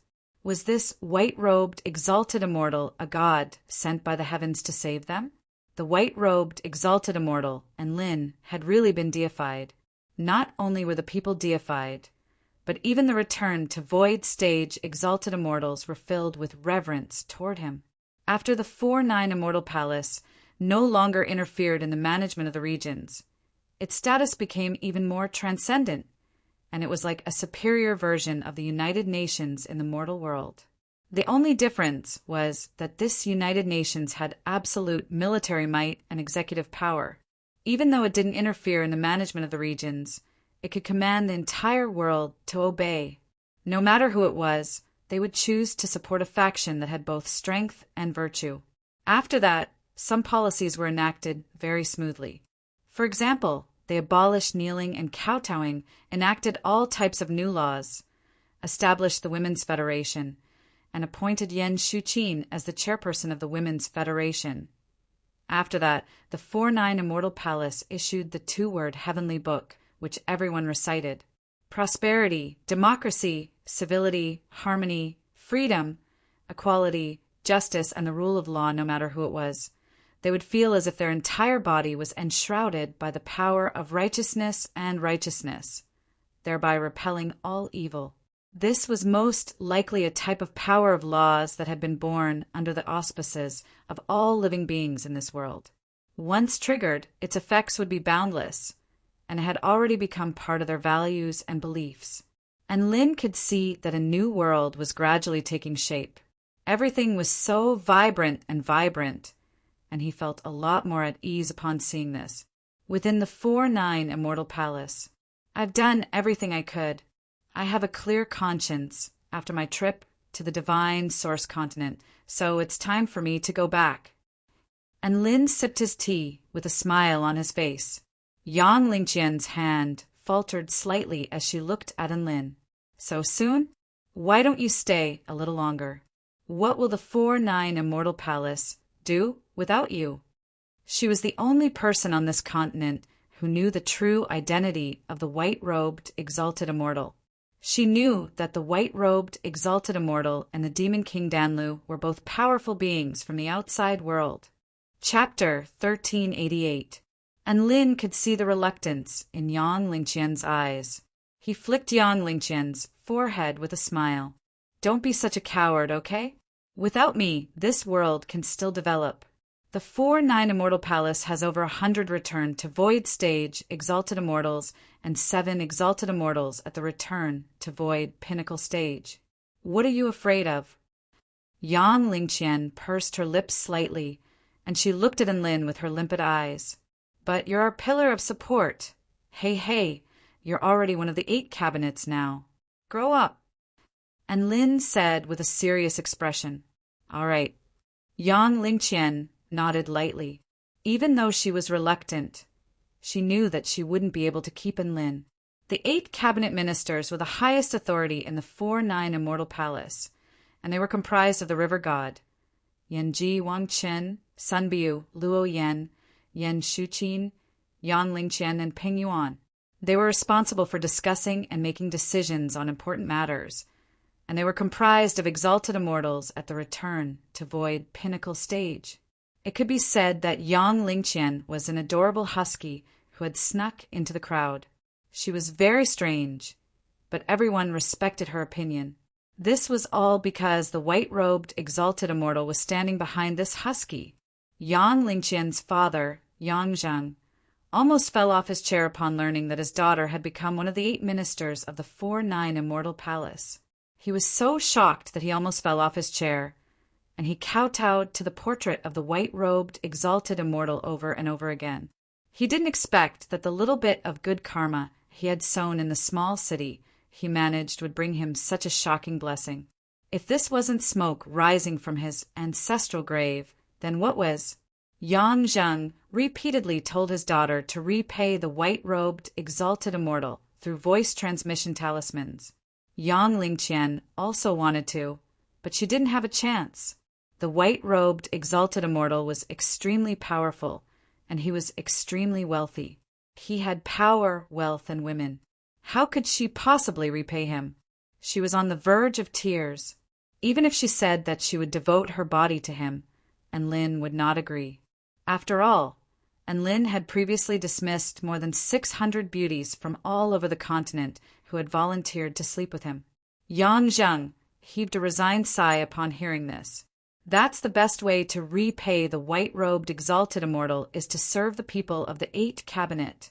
The divine source continent had a new master. Mortals lived in peace and contentment, while cultivators were full of vigor. The revival of 10,000 sections. All the prodigies and goddesses of the continent appeared. Some of them had set their sights on the white-robed exalted immortal as their target, while others had their hearts set on him. In just 3 short months, the white-robed exalted immortal had become a household name. When his reputation was at its peak, the white-robed exalted immortal suddenly announced that he was going into seclusion to make a breakthrough. Also in seclusion with him was the equally renowned demon king of Danlu Ishi. This incident shook the entire continent. No one knew how long Enlin was going to be in seclusion for, but the 4-9 Immortal Palace had already taken root in everyone's hearts. No matter how long Enlin would be in seclusion, the might of the 4-9 Immortal Palace would not diminish. On the heaven and earth altar of the Immortal King Palace, there stood a woman in a red dress. Before her were the renowned white-robed exalted immortal and demon king Danlu. I can't believe that 3 months have passed in the blink of an eye. And Lin lamented, "You sound like 3 months is a long time. I was afraid that a year wouldn't be enough." Ishi rolled his eyes, and Lin shook his head. "I was planning to finish this in 3 days at most." If it weren't for the system, he wouldn't have needed so much time. After that, the 4-9 Immortal Palace took a lot of time to manage and improve the order of the entire continent. Fortunately, the results were good, and a new world was taking shape. Ishi was triggered by Enlin's words again, and he paused momentarily before saying, "Let's activate the teleportation energy within our bodies and travel between the 2 worlds." The energy could only be maintained for a maximum of 1 year. However, they could choose to activate the energy earlier to return to the 4-9 Immortal Palace. Enlin and Ishi activated the energy within their bodies at the same time, and a summoning power descended from the sky. Boom, boom! A brilliant golden light enshrouded the 2 of them on the heaven and earth altar. "Exalted Immortal Enlin, you have to come back often. I'll always be waiting for you at the 4-9 Immortal Palace." Yang Lingqian yelled in fear that Enlin wouldn't be able to hear her. "Do your best and be an independent woman." Enlin encouraged with a smile. Yang Lingqian nodded, and tears welled up in her eyes as she looked at the disappearing white-robed figure. She didn't know when she would be able to see him again, and she couldn't help but take a few steps forward. Exalted Immortal Enlin, can I hug you?" Her courage was almost completely sapped by that one sentence. However, her eyes were still red, and she stared at the man enshrouded in golden light with reluctance in her eyes. And Lin faltered momentarily before opening his arms with a smile. Yang Lingqian pounced toward Enlin like a baby swallow, and she only had a split second to experience the sensation of the white-robed figure disappearing into specks of golden light. She stood rooted to the spot and stared at the empty heaven and earth altar, at a complete loss for what to do. All of a sudden, she felt a burst of warmth radiating from her wrist. Yang Lingqian looked down at the immortal bracelet on her wrist, and a faint smile finally appeared on her face. "I'll definitely work hard in my cultivation. If my cultivation base is too low, I probably won't even be able to live until you return." Within the white nectar sea, a massive vortex suddenly appeared. The formation tremored violently. An elderly man who was resting on a sea turtle suddenly opened his eyes with excitement in his eyes. "You're back after only 3 months? I wonder if the mission was completed." He stepped forward, and his body instantly traversed over 50 kilometers before landing on the massive jellyfish in the depths of the white nectar sea. He stared intently at the glowing spatial gate between the 2 realms with both excitement and nervousness in his eyes. The heavenly lord of Tao and virtue's power had almost transcended the entire continent, but he was currently rubbing his hands together like a child. It could be said that the success or failure of this mission would determine the fate of the entire continent. so it was no wonder that he had become like this. Soon, two familiar figures appeared at the gate. Mr. and Lin. Ishi, I'm so glad you're both all right. The heavenly lord of Tao and virtue stroked his snowy white beard with an elated smile on his face. His eyes were squinted into slits, and he was grinning like an old baby. The two of them appeared to be in very good condition, eliminating the possibility that they had encountered a life-or-death crisis. There was only one possibility. Master, we did it.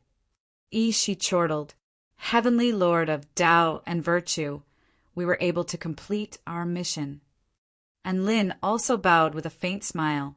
It's all thanks to Brother and Lin's nature-defying combat prowess that we were able to slay the Tao integration stage super mighty figure. Otherwise, we wouldn't have been able to complete this mission. She had no intention of claiming credit. Instead, he looked at Lin with reverence in his eyes. Ha ha ha. Great. The heavenly lord of Tao and virtue chuckled. At this moment, a rainbow divine light suddenly flashed in the air above the seabed. An extremely pleasant voice sounded from the sky above. Why don't you come to my house of life and discuss things in detail? And Lin felt extremely comfortable upon hearing this voice. Moreover, there was also an indescribable sense of closeness and intimacy. All right, let's go to Nuwa's room for a gathering.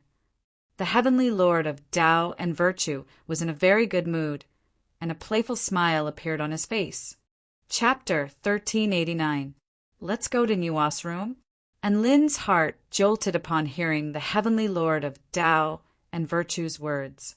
He was initially very nervous and scared, but then he was suddenly very excited. Don't get the wrong idea. It's just that he has never seen this legendary figure. Now that he finally had a chance to meet her, he was very excited. There were many legends about Nuwa. The most famous ones were none other than Nuwa's mending of the heavens and Nuwa's creation of humans. Nuwa created humans on Earth using the highly intelligent human race on the Tai Chu continent as the model. Nuwa created humans from clay and placed them on Earth. To put it more accurately, Earth was created by Nuwa. Nuwa mended the heavens to mend the flaws in the Tai Chu continent's heavenly Tao. This was a mess that the humans of the Purple Star civilization had stirred up, but Nuwa had to clean up after them. However, after mending the heavens, she only managed to delay the heavenly Tao backlash, thereby giving the mighty figure some time to prepare. In other words, she had mended an incomplete sky. Now that the crisis had reappeared, the situation was becoming more and more dire. Nuwa had once again appeared on the world stage. Apparently, she was the leader of the heaven-mending sect, while the celestial arch was her second in command. They had been preparing to mend the heavens this entire time. Furthermore, it was said that the establishment of the celestial court had a lot to do with Nuwa. The Buddhist kingdom of the Western Paradise's victorious Buddha, Sun Wukong, had also been born from her heaven-mending stone. And Lin thought to himself, this goddess of creation was extremely friendly toward the human race. Almost everything she did was beneficial to the human race. She was like a nursemaid to the human race who would come and feed them from time to time. He really didn't understand why she was so good to the human race. A rainbow divine light pierced through the seawater for tens of thousands of meters before arriving at where Lin and the others were situated. And Lin raised his head and could see an indistinct figure hovering directly above the white nectar sea. This was a lithe and graceful figure, and even looking at it from afar gave one a sense of tranquility. He didn't even have a chance to take a closer look before a burst of spatial power enshrouded his entire body. This was an extremely high-level spatial power. He didn't even have a chance to react before his vision warped and warped. The next time he opened his eyes, he was in a very stylish, small wooden house. As soon as Lin took a breath, he felt an indescribably fresh air flowing through his entire body. It was as if all the impurities on his body had been washed away, and he felt unprecedentedly relaxed and comfortable. Not only that, but all the cells in his body seemed to come alive. His mind was 100 times more energetic, and he was content and carefree. And Lin suddenly had a feeling that if he could breathe here for 10,000 years without doing anything, it would be super blissful. The wooden house's decorations were simple, but not simple. There was a simple painting, but the painting seemed to be a world that could be entered at any time. There was a simple tea table, and the tea in the small teacups was clear.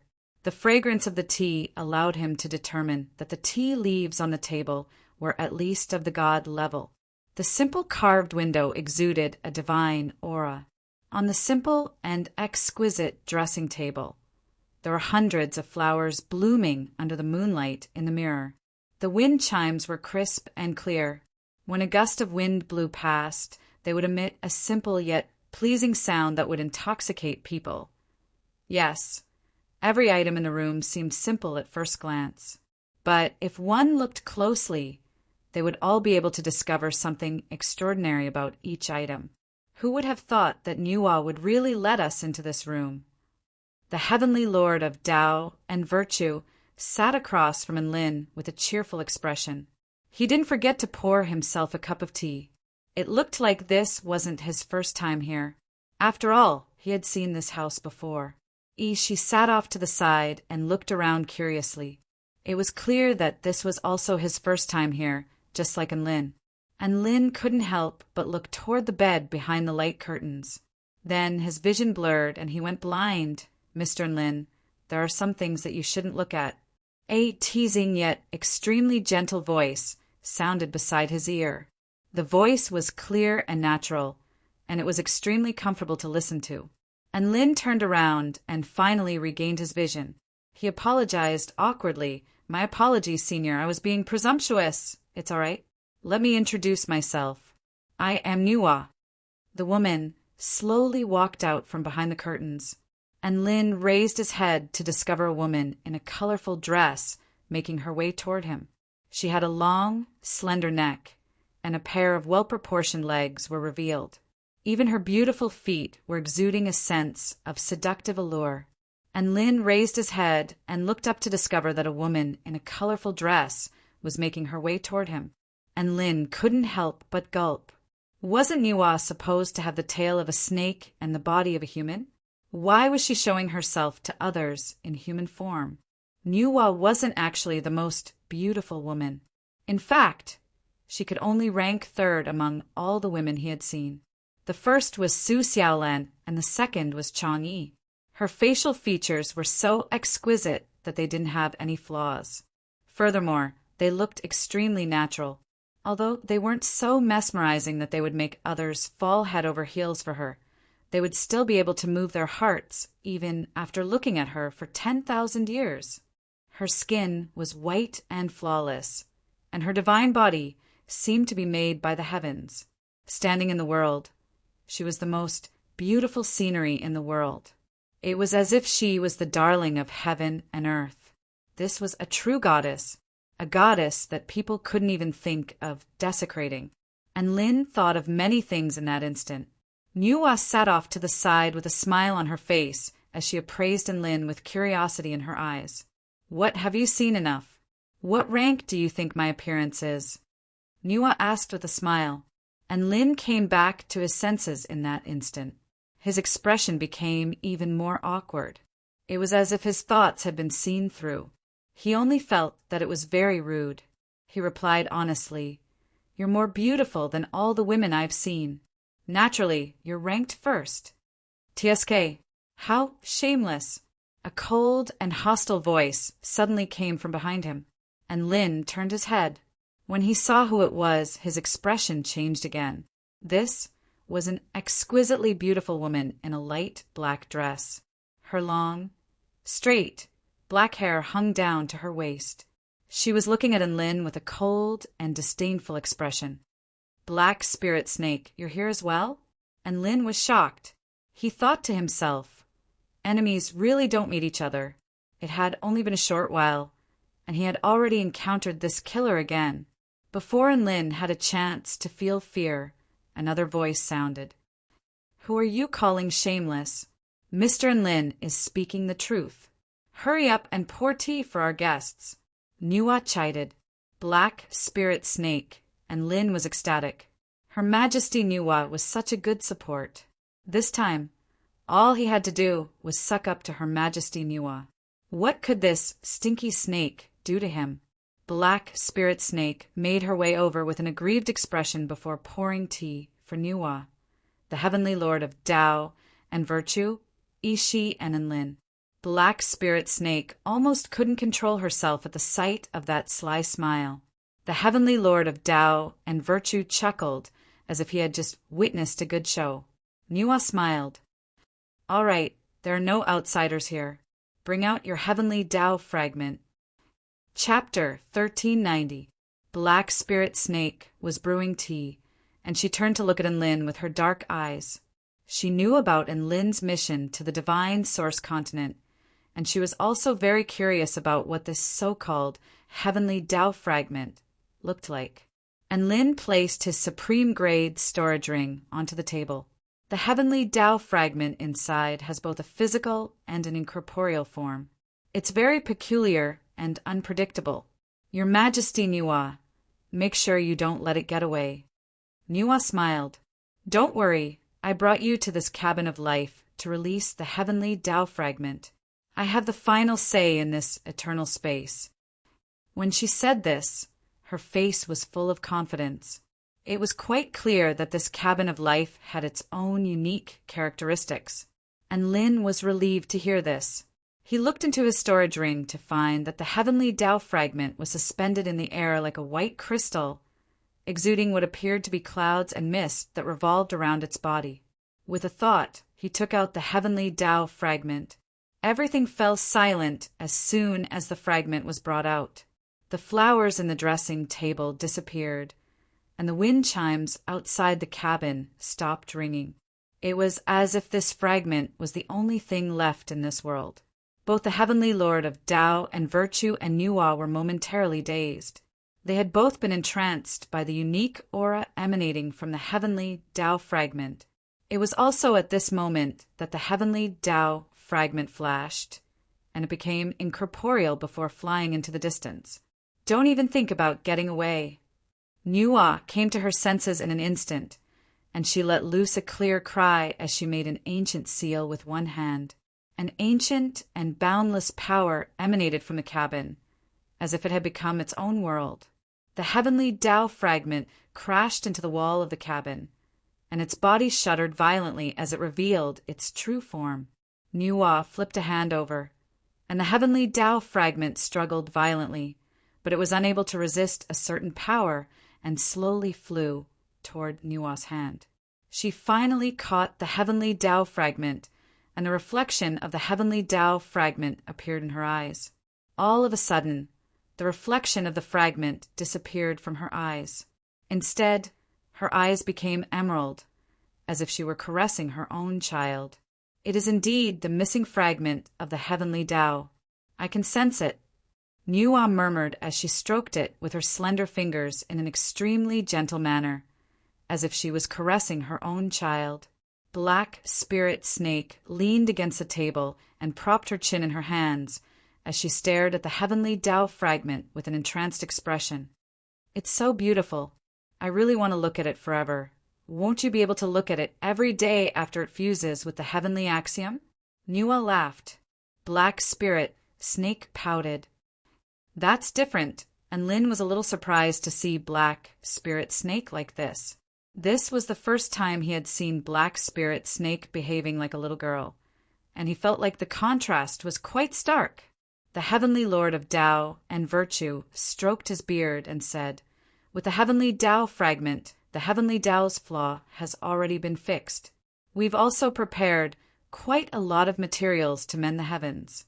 Now I'm still missing the most important link, which is the power of Tao that's lacking in the heavenly Tao." Nuwa nodded before turning to Enlin, and Shi with a warm smile on her face. "This is all thanks to your efforts, Enlin and Shi. Come, tell me, what happened to you guys on the divine source continent?" The two of them recounted everything that had happened on the divine source continent to Nuwa. Nuwa's expression shifted slightly upon hearing that Feng Huia had already progressed to the Tao integration stage. No wonder all of the powerful beings we sent out failed and perished. There really are living beings who have progressed to the Tao integration stage. Black Spirit Snake was also a little astonished as she stared at Enlin. You've only just progressed to the return to void stage not long ago, but you're already able to defeat Tao integration stage super mighty figures? A smug smile appeared on Enlin's face. What's so strange about that? I'm quite proficient in battle. How about a sparring match? Black Spirit Snake was itching to have a go. No, Enlin immediately refused. Black Spirit Snake. Enlin wasn't an idiot. Feng Huia was a very weak Tao integration stage super mighty figure. But Black Spirit Snake was a mighty figure who could match the legendary battling Buddha and was Nuwa's right-hand man. How could they possibly be on the same level? Black Spirit Snake was only looking for an opportunity to beat him up. All right, Little Black, stop messing around. Mr. Enlin, please continue. Nuwa still wanted to hear the story, and she turned to Enlin with a teary expression. Enlin was a little embarrassed by her gaze, and he continued to recount his experiences on the Divine Source continent. He had already obtained the fragment of the Heavenly Tao. So why was Her Majesty Nuwa still so curious about what had happened there? Enlin also told her about how he had established the 4-9 Immortal Palace, liberated the oppressed female cultivators, re-established order on the continent, and reformed the governing system. Nuwa listened with rapt attention. She also told her about Enlin's heroic feat of mending the heavens with a single sword strike. Nuwa looked at Enlin and the evil-slaying sword on Enlin's back with a hint of surprise on her face. Your sword looks so special. Can I touch it? Enlin's body shuddered upon hearing this, and he immediately grabbed onto the sword on his back before injecting his divine weapon origin energy into it. Little Xia let out a soft moan of comfort. Enlin heaved a sigh of relief as a smile appeared on his face. Nuwa and the Heavenly Lord of Tao and Virtue were all dumbstruck. I'm sorry, Senior Nuwa. My sword spirit is very afraid of strangers, so I won't be able to touch it, Enlin said with an apologetic expression. A warm smile appeared on Nuwa's face. That's all right. Enlin continued with his story, and he turned to Nuwa with a curious expression. Your Majesty Nuwa, if I want to return to the Divine Source continent, what do I have to do to get there? Nuwa stretched out her slender fingertip, and a golden light flashed. A golden crystal appeared in front of her fingertip. Enlin's expression immediately shifted upon seeing the golden crystal and sensing the familiar energy, fluctuations emanating from it. That's a Golden Realm Essence crystal. Could it be that I only need Golden Realm Essence crystals to enter? 3 Golden Realm Essence crystals are only the base. You also need to refine a Realm Stone. It's exactly because Realm Stones are extremely rare that the Heavenly Lord of Tao and I have only given our subordinates a dozen or so opportunities to enter, Nuwa explained. Enlin's heart jolted upon hearing this. A single Golden Realm Essence crystal was already worth over 1 million spirit stones. It looked like the price to enter was indeed a little high.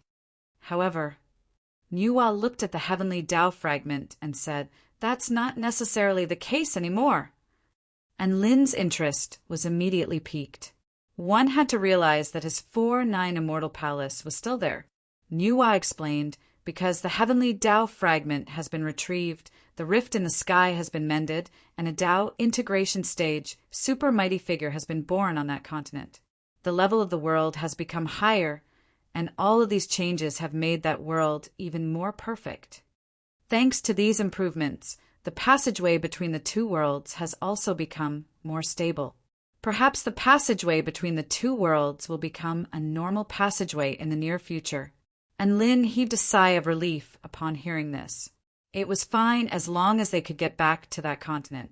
Nuwa put the Heavenly Tao fragment away into the flower bracelet on her wrist with a smile. Enlin, I should also thank you for retrieving the Heavenly Tao fragment. I'll give each of you a divine item. Chapter 1391. And Lin was ecstatic upon seeing this. A present from Nuwa had to be extremely valuable. Thank you, Your Majesty Nuwa. And Lin immediately extended a salute. He would be a fool not to take advantage of such an opportunity. Thank you, Your Majesty Nuwa. She was also very elated. Here, this myriad soul holy herb is yours. You can use it to refine pills. Nuwa handed a divine rank herb to Ishi. She accepted the herb with a wide grin on his face, and his eyes were about to disappear. And Lin, this heavenly stone is imbued with my chaotic power and can defend against attacks from Tao integration stage mighty figures. You can also use it as a rock to inflict lethal damage on your enemies. It can be used a total of 10 times, so it's a very good, life-saving treasure. Nuwa handed a gray stone to Enlin. Those who didn't know what it was might think that it was a random rock that had been picked up off the street. However, Enlin could sense extremely terrifying energy fluctuations imbued within the stone. Thank you, Your Majesty Nuwa. Enlin repressed the excitement in his heart as he accepted the heavenly stone. This was the first time he had received a gift from a god of creation. He didn't know how powerful it was, but he could find an unlucky bastard to test it out on next time. Little Black, pour Enlin another cup of tea, Nuwa instructed with a warm smile. Black Spirit Snake's expression darkened as she continued to pour tea for Enlin. Never would Enlin have thought that the domineering Black Spirit Snake would pour tea for him in such an obedient manner. This was a very strange and exhilarating feeling. After that, they chatted about other things at the tea table. Nuwa even asked Enlin if he was interested in joining the Heaven Mending Sect. Enlin then turned her down in a euphemistic manner again. Come to think of it, this was quite interesting.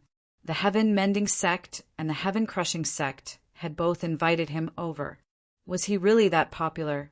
Half a day later, Nuwa escorted Enlin out of the cabin of life. Enlin walked through the spatial gate to find that he had already arrived above a blue sky and a picturesque floating continent. It was a very familiar place. It was the campus where he had lived for nearly 5 years. Enlin, my young friend, enjoy your graduation ceremony. On the other side of the portal, Goddess Nviwa smiled gently and waved her hand. Whoosh! The portal shrank. The goddess of creation was nowhere to be seen. Graduation ceremony? Enlin was stunned. At this moment, the sound of fireworks and the cheers of the students came from afar. Holy shit! I graduated. Enlin was given a massive fright. Only at this moment did he suddenly realize that more than 3 months had already passed since he had entered the divine source continent. Time had truly passed far too quickly, and Lin became a little melancholic. He hadn't prepared himself at all, and he had graduated just like that.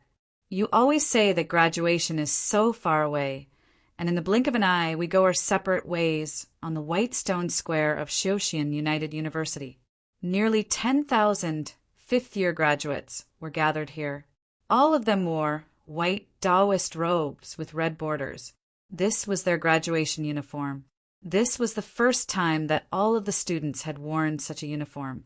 The male students were all handsome and dashing, while the female students were all adorable and adorable. This was a rare sight on the campus. Principal Wang Xinyu gave a speech on stage. All of the students were listening with rapt attention. As expected, today was the last day of their reunion on the campus. From tomorrow onward, they would be graduating students of the United University of Cultivation. However, none of the students were very excited as they felt like something was missing.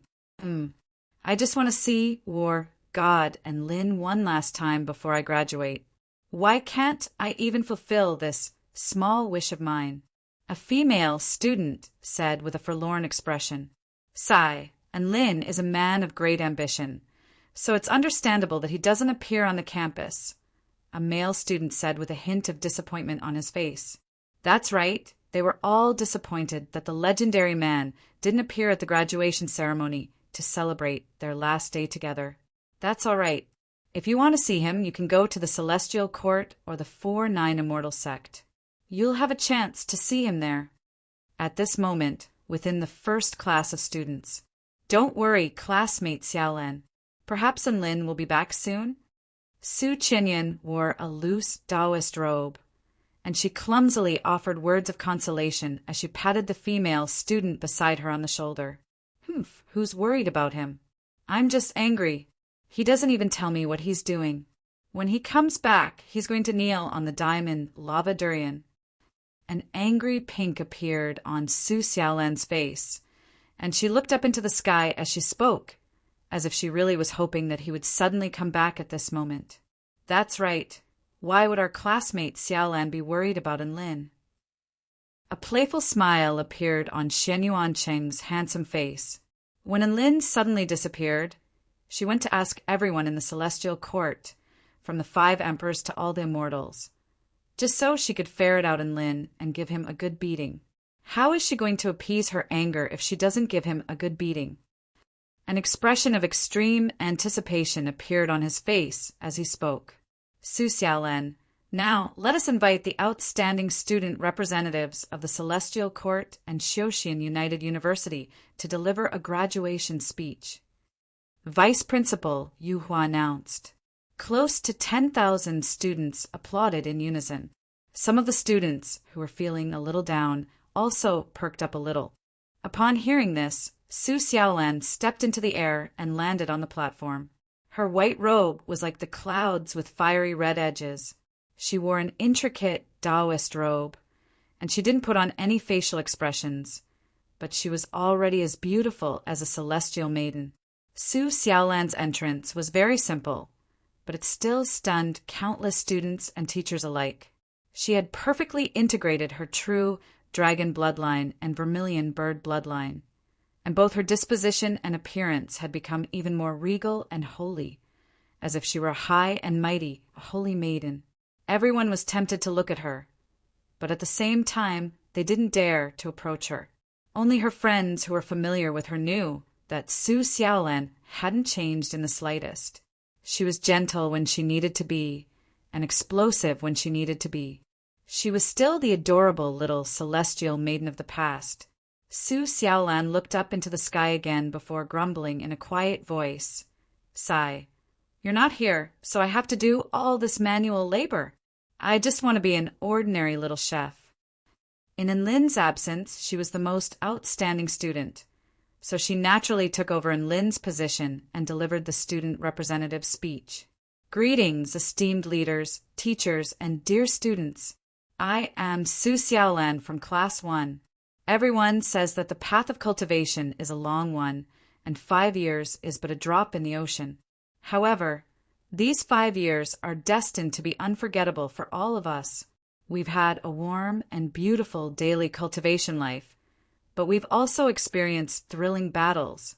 Su Xiaolan was just delivering her graduation speech when she suddenly raised her head and looked up into the distance. An extremely moving smile appeared on her face, and all of her previous worries and anger were instantly erased. The only emotion she was feeling was joy. Her eyes had already curved into crescent moons. You're back.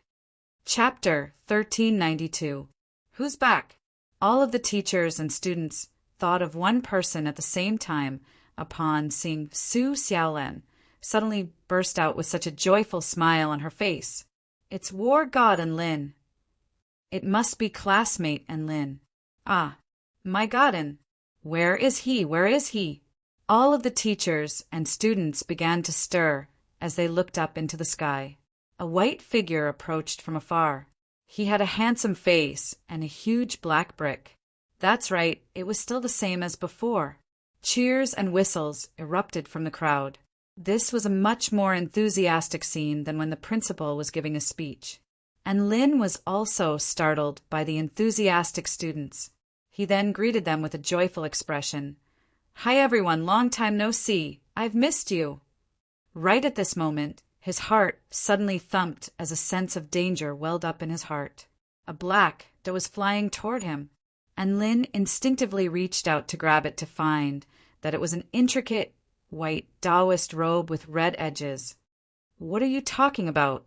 Don't disturb the order of the graduation ceremony. Hurry up and change your clothes and listen to me. An extremely domineering and arrogant voice suddenly sounded, and Lin's body trembled, and his previous domineering aura instantly disappeared. He hurriedly replied, "Sorry, classmate Xiaolan, I'll change right away." His body shook as he spoke, and he instantly changed into his outfit. Then he obediently stood among the students of Class 1 and listened to the lecture with an obedient expression. All of the teachers and students couldn't help but burst into laughter upon seeing this. In the entire school, the only one who could deal with Enlin was probably the woman on the stage. Su Xiaolan tried her best not to laugh upon seeing Enlin like this. She then began her speech as the student representative with a serious expression. As for letting Enlin speak, that's impossible. You can't just push away this kind of opportunity and have it whenever you want. Since you're late, then you'll just have to stay down there. Su Xiaolan's tone of voice became much lighter. Perhaps the boulder hanging over her heart had finally been lifted. She had once again become the little fairy with a bright smile that could warm people's hearts. And Lin looked at the beautiful woman on the stage and felt a sense of satisfaction in his heart. He felt that his experience at Xiaoxian United University was finally without any regrets. Not only did he not have any regrets, but the students also had no regrets.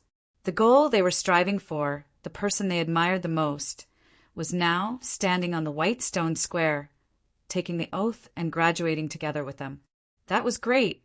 After Su Xiaolan finished her speech, the graduation ceremony entered the next stage. She walked back into the crowd and looked at Enlin with an unfriendly gaze. "Xiaolan, let me explain." And Lin urged, "All right, you have to give me a good explanation tonight. I'll use the vermilion bird mirror, but if you're lying, then you can kneel on the diamond lava durian." Su Xiaolan harumphed coldly. And Lin, Xiaolan was becoming more and more difficult to deal with. She had even mastered the vermilion bird mirror's lie detector. How about he smash the vermilion bird mirror first?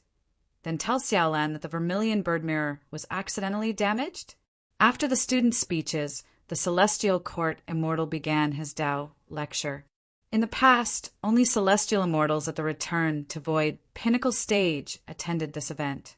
However, the Celestial Arch was here in person today.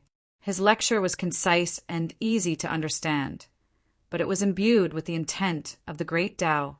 Regardless of the cultivation base of the students, they would all be able to attain enlightenment from his lecture. Even Enlin and Su Xiaolan were very enlightened by his lecture. Finally, a golden graduation certificate descended from the sky and landed in the hands of each student. Each certificate had the corresponding information of each student. This was a symbol of an experience, as well as a symbol of glory. The cover of the graduation certificate was engraved with the words, "The United University of Cultivation Graduation Certificate," in gold. The words were written in flamboyant calligraphy, exuding a sense of pride and arrogance. The words, "Protect the Kingdom of the 9 States, Revive the Human Race," were engraved on the back of the certificates. Xiaoxian United University was a school of the entire Kingdom of the 9 States, and prodigies came from all over the continent. It was no longer a school or sect that could control the entire human race. And Lin flipped open his graduation certificate to see the face of a young man. His face was filled with a hint of fear and unease, but also a hint of yearning. And Lin came to his senses. Wasn't this a photo taken when he first entered the university? How did it end up on his graduation certificate? Su Xiaolan gloated at the sight of Enlin's dumbstruck expression. "When we took our graduation photos, you were nowhere to be seen, so we had to use the photo you took when you first came in." And Lin smiled helplessly. "That's not a bad thing. I look back at myself in the past, and only now do I realize how much I've grown in the past 5 years." Su Xiaolan pinched Enlin's face with a slender hand. "You're getting more and more shameless. You've become invulnerable in just 5 years." And Lin didn't back down, and he pinched Su Xiaolan's delicate face with an amused expression. You're getting more and more daring. You dare to tease me in public? Do you think I and Lin don't dare to show off my power? Let go. Su Xiaolan struggled. I'm not letting go, And Lin used the same method that he used on little Xie to knead Su Xiaolan's face into all kinds of shapes.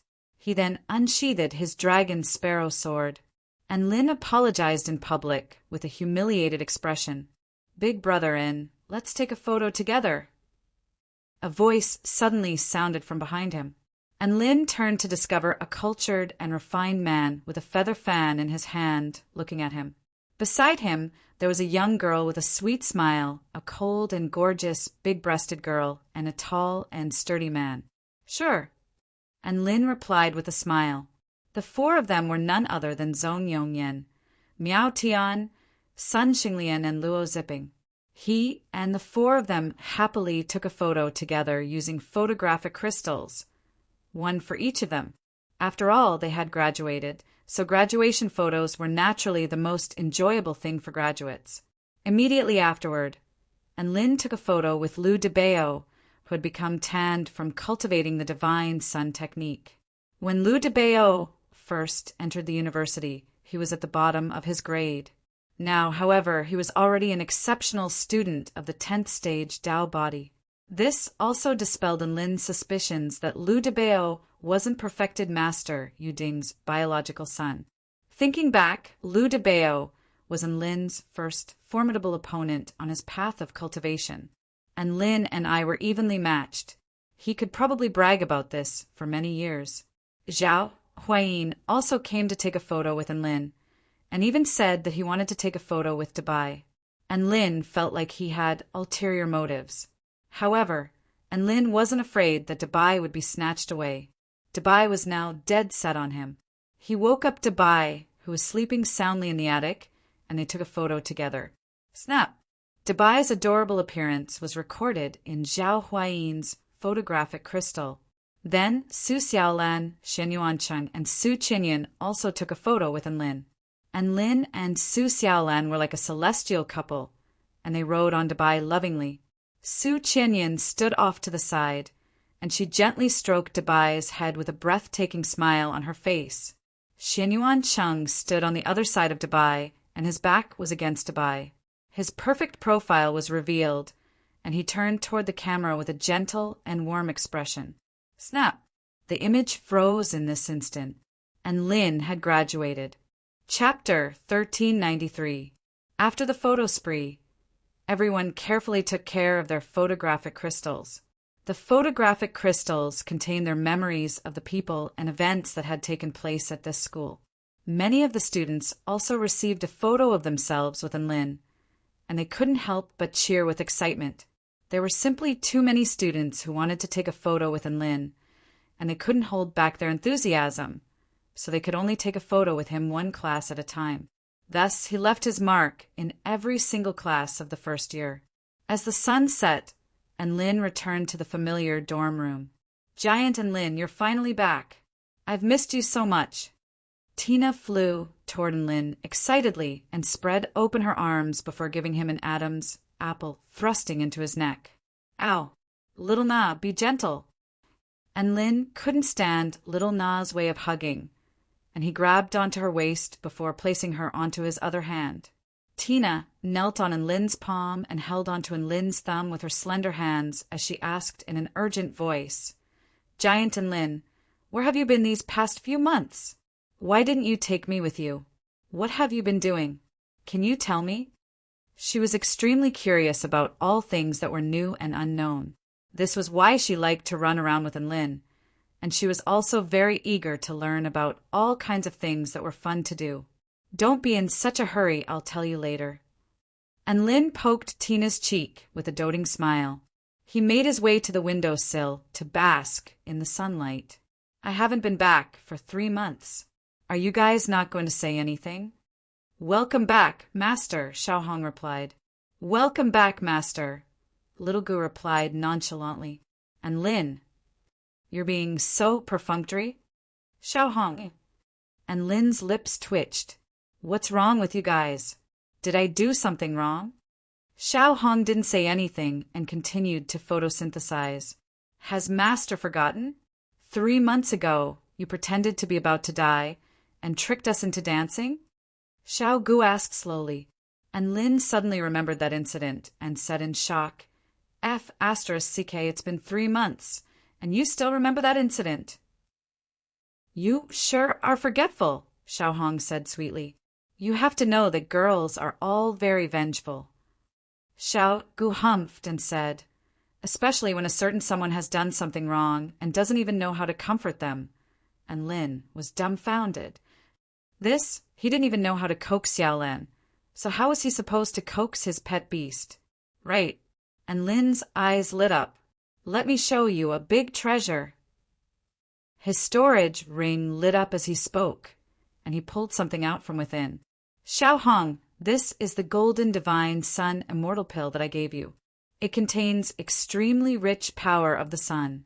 Xiao Gu, this is the primordial myriad poison spike that I gave you.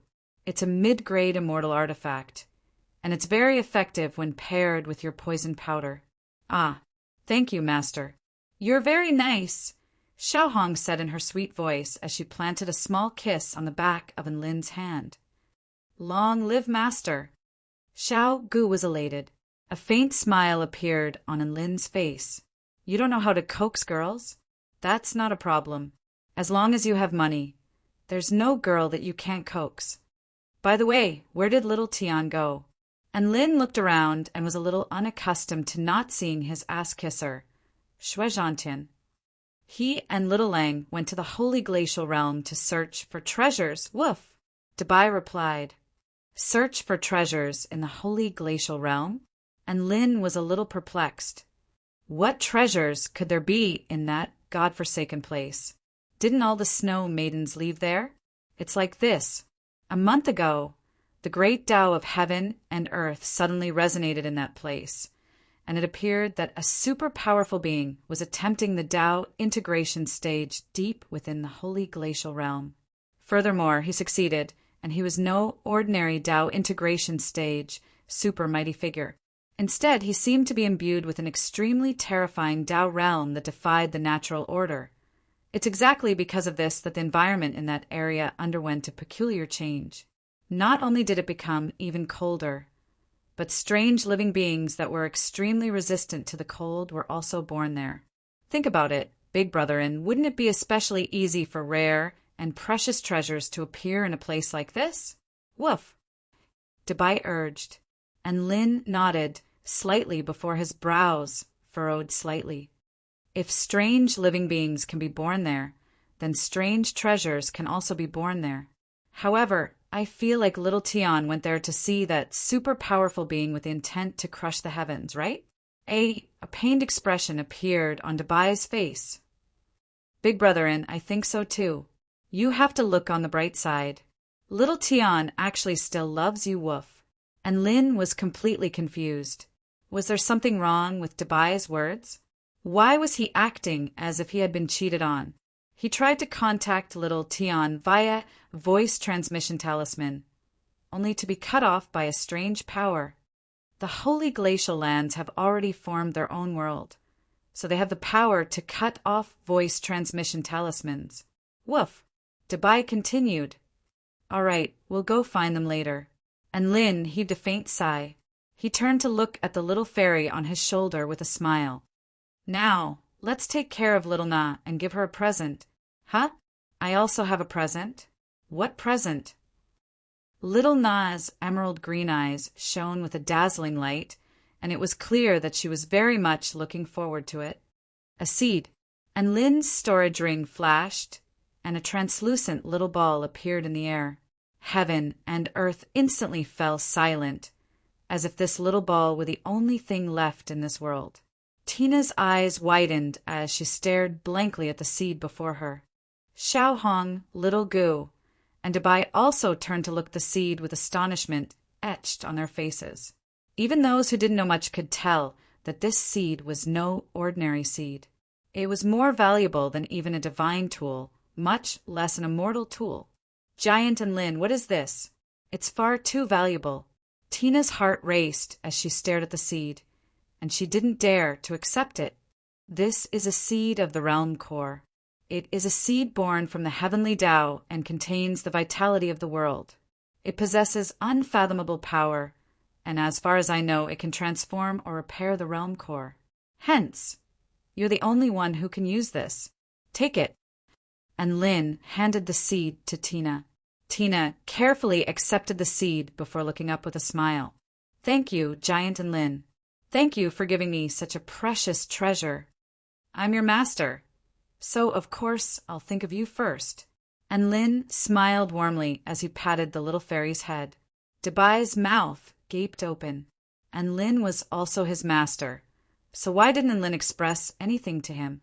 Was it because he wasn't trying to act cute? Of all the pets present, he seemed to be the only one who hadn't received a gift. And Lynn smiled. Let's go to the divine mirror world and plant the seed. Giant and Lynn wants to come as well. Tina grabbed onto Lynn's ear. All right. And Lynn smiled. I want to go as well. I haven't been to Little Na's world yet, woof. Debai chimed in. Sure, I can transfer other living beings aside from my master now. Tina giggled. Xiao Hong, little Gu, you two can come as well. Xiao Hong looked up at the final ray of sunlight disappearing into the clouds. All right, let's take a look at Little Na's world. I'm looking forward to it. Little Gu spread open her wings and flew over to Little Na. Chapter 1394. And Lynn, Tina, Debai, Xiao Hong, and Little Gu decided to enter the divine mirror world together. The light of two realms, unleashed by Tina, enshrouded all of her friends. In the next instant, an enormous spatial power swept forth, and heaven and earth suddenly transformed. And Lin came to his senses to find that he had already arrived in an extremely prosperous city. Wow, so many big houses. Xiao Hong hid in Lin's pocket and let loose a delicate cry of surprise as she looked around with her bright red head. Countless skyscrapers that were several hundred meters tall appeared before their eyes. A series of vibrant holographic projections, as well as a series of throngs of people and hovering vehicles, were all telling of the prosperity and civilization of this human city. Humans are the most creative and intelligent race. They look a little like the Purple Star civilization now. Little Goose spoke in a slow voice. Tina pursed her lips and put her hands on her hips. I hope they don't go down the same path as the Purple Star civilization. I am the heavens. If they poke a hole in the sky, who knows what will happen to me? And Lin smiled. You're a god of creation, so you should be fearless. What are you afraid of? Tina replied in an indifferent voice. That's what the Tai Chu continent's heavenly Tao thought 10,000 years ago. And Lin, thinking about it that way, it made sense that the heavenly Tao would retaliate against the humans of the Purple Star civilization. He couldn't just let the creature he had nurtured stab him and not be angry at all, could he? Let's go and plant the seed first. Tina waved a sleeve through the air, and another streak of light flashed past. In the next instant, they arrived at an immortal paradise with extremely rich, vital energy. This is the core of the world we created together, right? And Lin looked around. That's right. Tina's delicate, jade-like feet strode over to a garden with hundreds of flowers in full bloom, and she asked with a dainty smile, Look at this, isn't it beautiful? This immortal paradise had already undergone a massive transformation. There were vibrant flowers, clear rivers, water wheels, and mountains that were full of vitality. All kinds of spirit-grade treasures could be seen everywhere. The cute little critters were roaming about in the forest, and they were somewhat afraid as they sized up the creatures that appeared. Everything in the surroundings was emitting an extremely dense energy fluctuation. How beautiful! And Lin nodded sincerely. The spiritual aura here was terrifyingly high, and it was filled with natural vitality. It was a good place to relax and cultivate. Woof woof!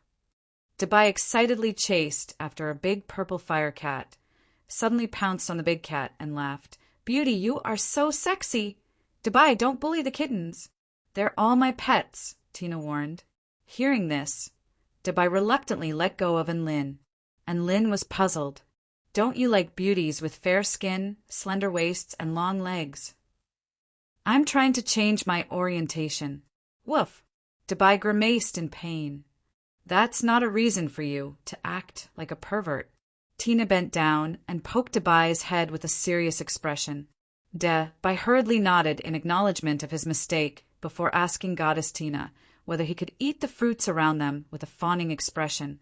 After learning that he could eat any of the spirit fruits in the paradise, Dabai was as ecstatic as a lackey of a goddess, and he immediately went off to pick the fruits. Look at him. It's as if he's never seen spirit fruits before. And Lin shook his head with a resigned expression. But there are so many treasures in Little Na's world, Xiaohong said in her sweet voice. The environment here is very good, so photosynthesis must be very enjoyable. But there are so many treasures in Little Na's world, Xiaohong said in her sweet voice. The environment here is very good, so photosynthesis must be very enjoyable. Xiao Gu chimed in. I have a sister who is the goddess of creation. Little Gu chimed in. I have a sister who is the goddess of creation. You can come here more often if you like. Tina was a little embarrassed by the compliment, and a faint blush appeared on her flawless features. Let's plant the seed first. She spread open her semi-transparent golden wings and flew to the side of a mirror-like lake. She used a spell technique to dig a hole in the soil and carefully place the seed of the realm core into the soil. Then she covered it with soil and watered it with some of the lake's spirit water. And Lin was a little speechless. I told you to plant the seed of the realm core, but are you really going to plant it like a normal seed? What else? Seeds are meant to be planted. Little Gu replied with an innocent expression. And Lin, shouldn't planting an immeasurably valuable treasure be done in a more ritualistic manner? He felt like this was too casual and didn't reflect the treatment that the seed of the realm core should receive. The procedures and methods were too simple. Tina seemed to have guessed what Lin was thinking, and she explained with a smile, the fragment of the realm core has completely fused with this world, which means that no matter where the seed of the realm core is planted, as long as it's in this world, it has already been planted on the realm core of the divine mirror world. And Lin instantly understood upon hearing this. I'm going to use time acceleration now. Tina spread open her arms, and a divine light enshrouded Lin, Dabai, Xiaohong, and Little Gu. At the same time, a peculiar ripple proliferated throughout heaven and earth. Everything in this world began to speed up in that instant. Flowers bloomed and wilted at a rate that was discernible to the naked eye, and life and death became extremely frequent in that instant. So impressive. To think that Little Na has this kind of ability. Xiaohong was astonished again. Gulp. The fruit in front of me is getting fatter and fatter, woof. Dabai swallowed involuntarily as he stared at the spirit fruit before him. As expected of the goddess of creation, she's even able to use the most miraculous power of time with such proficiency. Little Gu also felt like her horizons had been broadened greatly as she looked around at the changes taking place around her with amazement. This was the first time they had seen Tina use time acceleration, and all of them were astonished. At the location where the seed of the realm core had been planted, the soil began to tremor. It's coming out, it's coming out. And Lin exclaimed excitedly, Oh, what is it? Tina was also very curious. It's not a small sapling, right? Xiaohong speculated. It could also be a small insect. It might not necessarily be a plant, Little Gu chimed in, and Lin's expression darkened. I'm planting the seed of the realm core, which is an extremely high-class item. How could it possibly grow something like that? As he spoke, the seed had already broken out of its shell. So beautiful. Tina's eyes shimmered as she stared blankly at the scene before her. A crystalline black and white lotus flower had blossomed in the soil, black and white intertwined, and it rotated gently and endlessly, imbued with the true intent of harmony and harmony. For some reason, Lin couldn't help but feel a sense of familiarity at the sight of this lotus flower. The lotus flower grew larger and larger, first growing to 12 or so centimeters in size before growing to 4 or 5 meters in size. It shone with a dazzling divine light. Immediately afterward, something materialized at the center of the lotus flower. It was the shape of a human. He wore a black robe, and his eyes were deathly white, from which a domineering aura emanated. And Lin was astonished. Feng Huia. That's right. The man standing at the center of the lotus flower was none other than immortal King Feng Huia. I planted a seed, and I reaped a Feng Huia. Chapter 1395. And Lin was completely dumbstruck.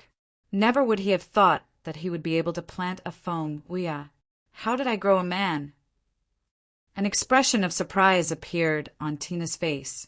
She had already cancelled the time acceleration. To put it more accurately, the subconscious consciousness of this world had voluntarily stopped the acceleration of time and entered a special state. It was as if it had been waiting for this moment.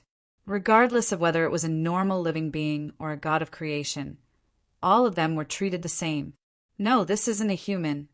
Tina's eyes turned murky, and a white light tore through the murky light, as if she could see through time and all things. A piece of information immediately appeared in her mind. This is the guardian of the realm, nurtured by the seed of the realm core.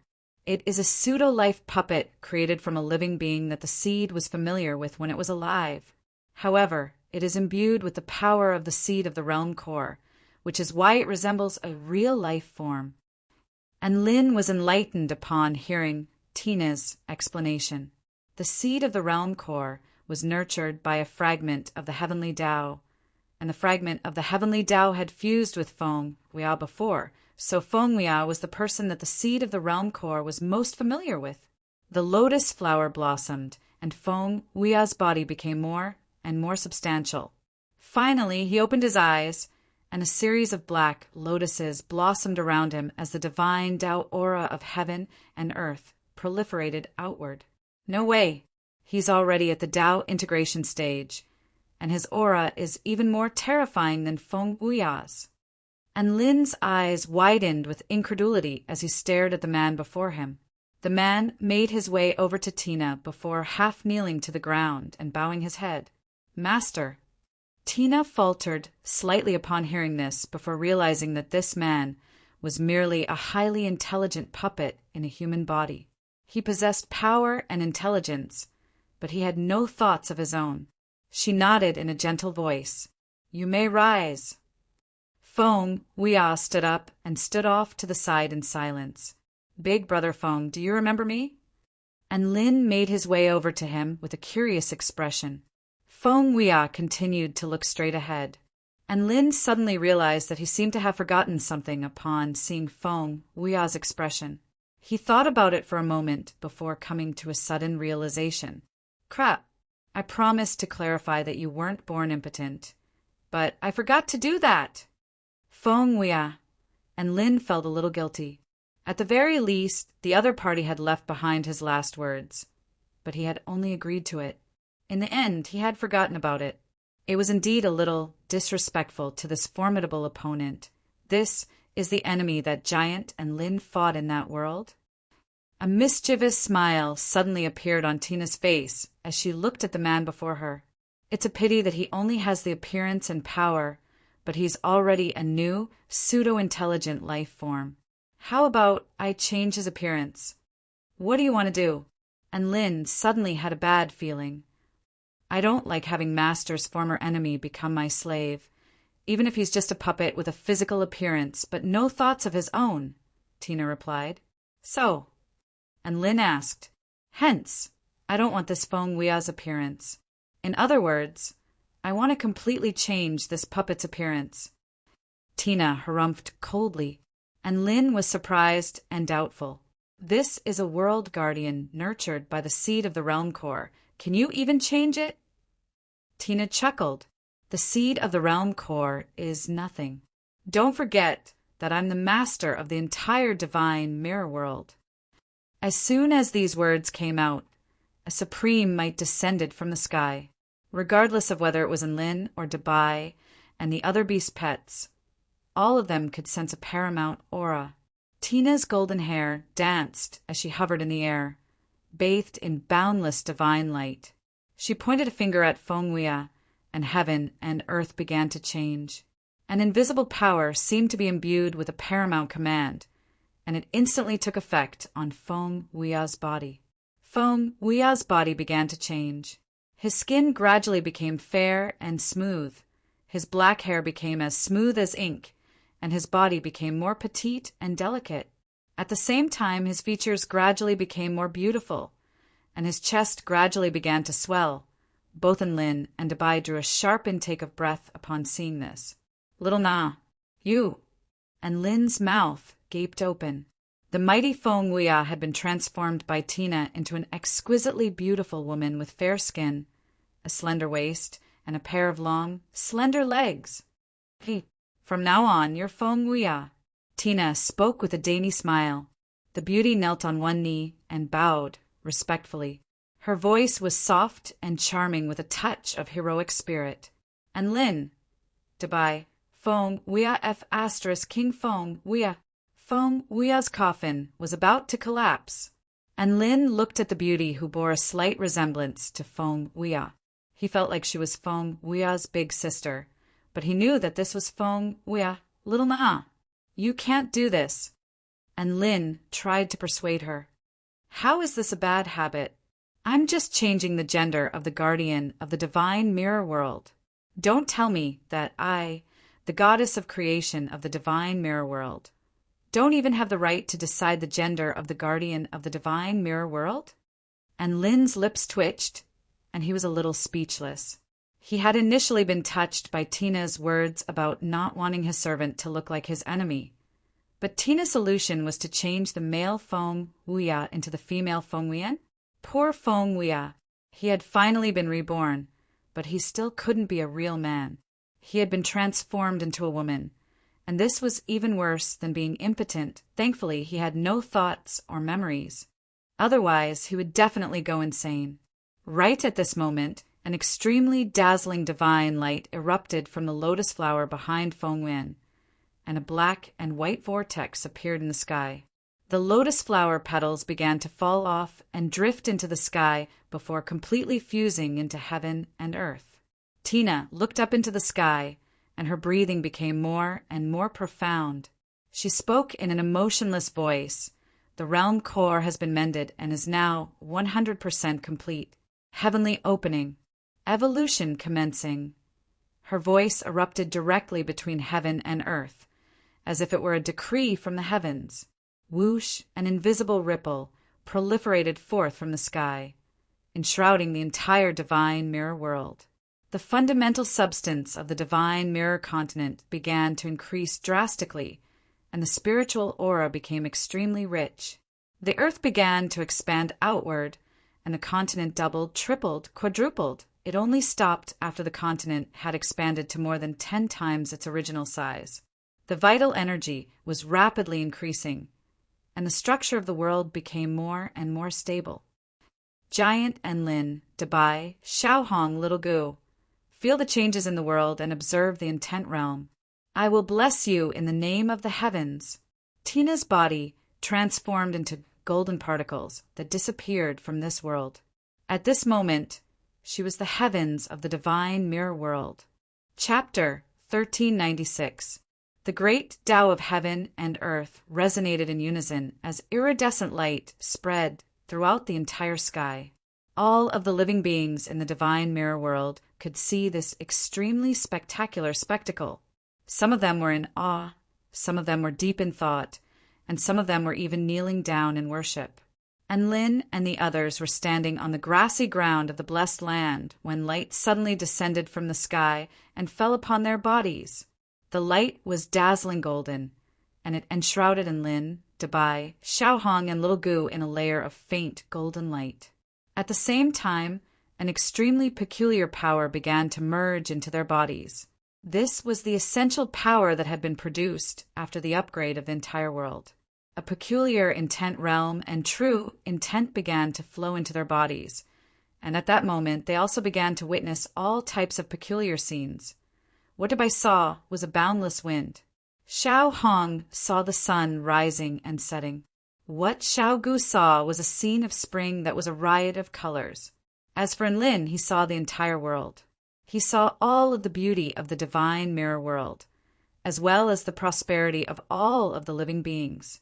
Last time, his divine sense had been greatly enhanced during the creation and evolution of the world. This time, however, he felt as if a certain empty place in his heart had been filled. What is it that has been fulfilled? And Lin murmured with a perplexed expression. The upgrade of the world was accompanied by great opportunities for the entire world. When the goddess of creation personally opened the back door for Enlin and the others, one could only imagine just how monstrous these benefits were. Howl! I'm going to break through, Woof! Dabai's eyes lit up as he let loose a soft cry. Crack! It was as if some kind of shackle had been broken. Dabai's aura completely transformed as vital energy surged for several dozen kilometers. Now that you mention it, I also want to make a breakthrough.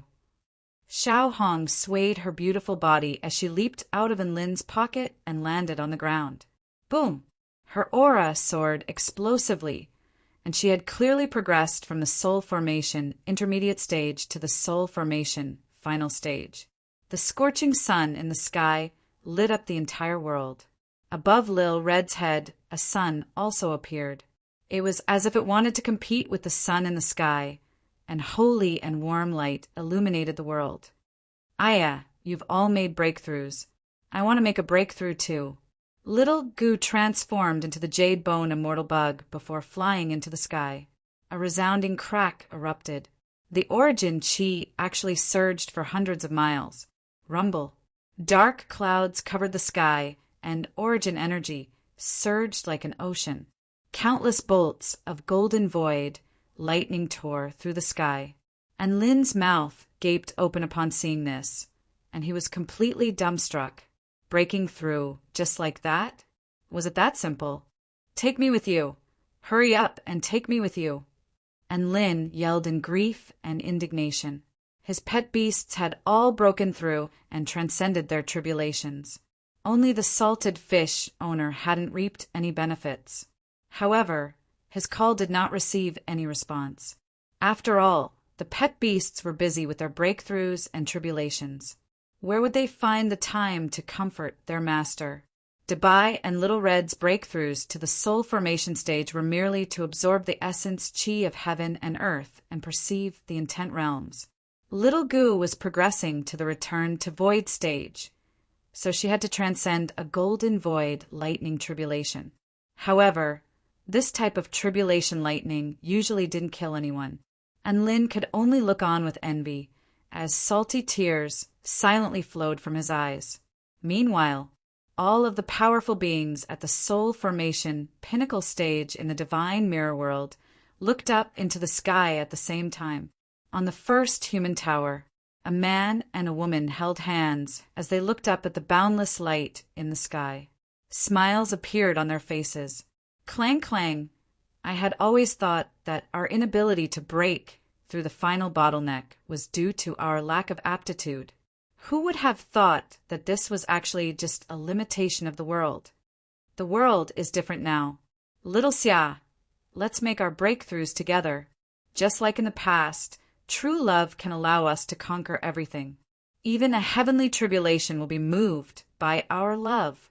All right, clang, clang. Little Xia. The couple on the tower embraced and kissed.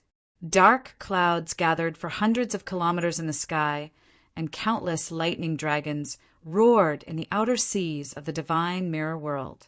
The ocean surged as a series of tornadoes rose into the sky, sweeping up the dark clouds in the sky. Ha ha ha! Today is the day when I, the Dragon Emperor, ascend to the highest heavens. A six-clawed golden dragon emerged from the ocean, and countless bolts of golden void lightning fell from the sky. striking the dragon's tough scales. On the floating continent, the Darkwing Tribe Emperor's expression shifted drastically. Crap, I can't hold it in any longer. I'm going to transcend my tribulation. All of the Darkwing Tribe elders' expressions shifted drastically. My king, is your tribulation transcendence going to be large? Is the lightning powerful? Should we take a step back? All of the elders had already dispersed before the Darkwing Tribe Emperor had a chance to say anything, leaving the Emperor alone on his throne. Ah, you bunch of cowards! Our Darkwing tribe is the messenger of the heavens. How could we have cowards like you? The Darkwing Tribe Emperor roared with rage. Rumble! The only response he received was golden void lightning, which was becoming more and more fearsome. At the same time, terrifying tribulation lightning appeared on the island, beside the Spirit Lake, on the inky black land, on the mountain ranges, and even on the Void Spirit Tribe territory, where the sky and earth were warping.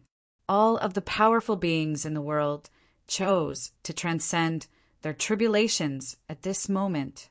The elevation of the world had become a celebration for all of the cultivators in the world. This was like a sealed pot of energy that was constantly accumulating. As soon as the lid of the pot was broken, the energy would explode forth like a geyser. Master, I can't stabilize my cultivation base anymore. I want to continue making breakthroughs. What do I do? Xiao Hong's expression shifted slightly as a panicked expression appeared on her face, and Lin felt as if he had been dealt another heavy blow upon hearing this, and he snapped. If you can't stabilize your cultivation base, then don't. Hold onto the steering wheel and don't let your tribulation transcendence go awry. Sure enough, Xiao Hong let loose a tender moan as if another restriction had been broken, and her aura soared into the heavens, summoning lightning clouds for over 1,000 kilometers.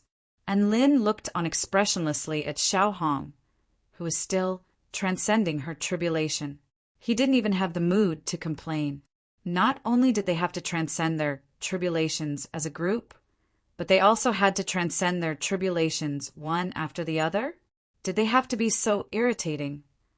Dabai, who had just broken through to the soul formation intermediate stage, was extremely excited as he continued to absorb the spiritual energy of heaven and earth to make his second breakthrough. And Lin, Little Na, have you forgotten about your beloved master? And Lin raised his head with tears streaming down his face. His beast pets could all make breakthroughs in succession, but he was still standing here like an idiot. Why was he doing this? It wasn't fair. The sky then seemed to have heard Lin's anguished cries, and a voice sounded from above.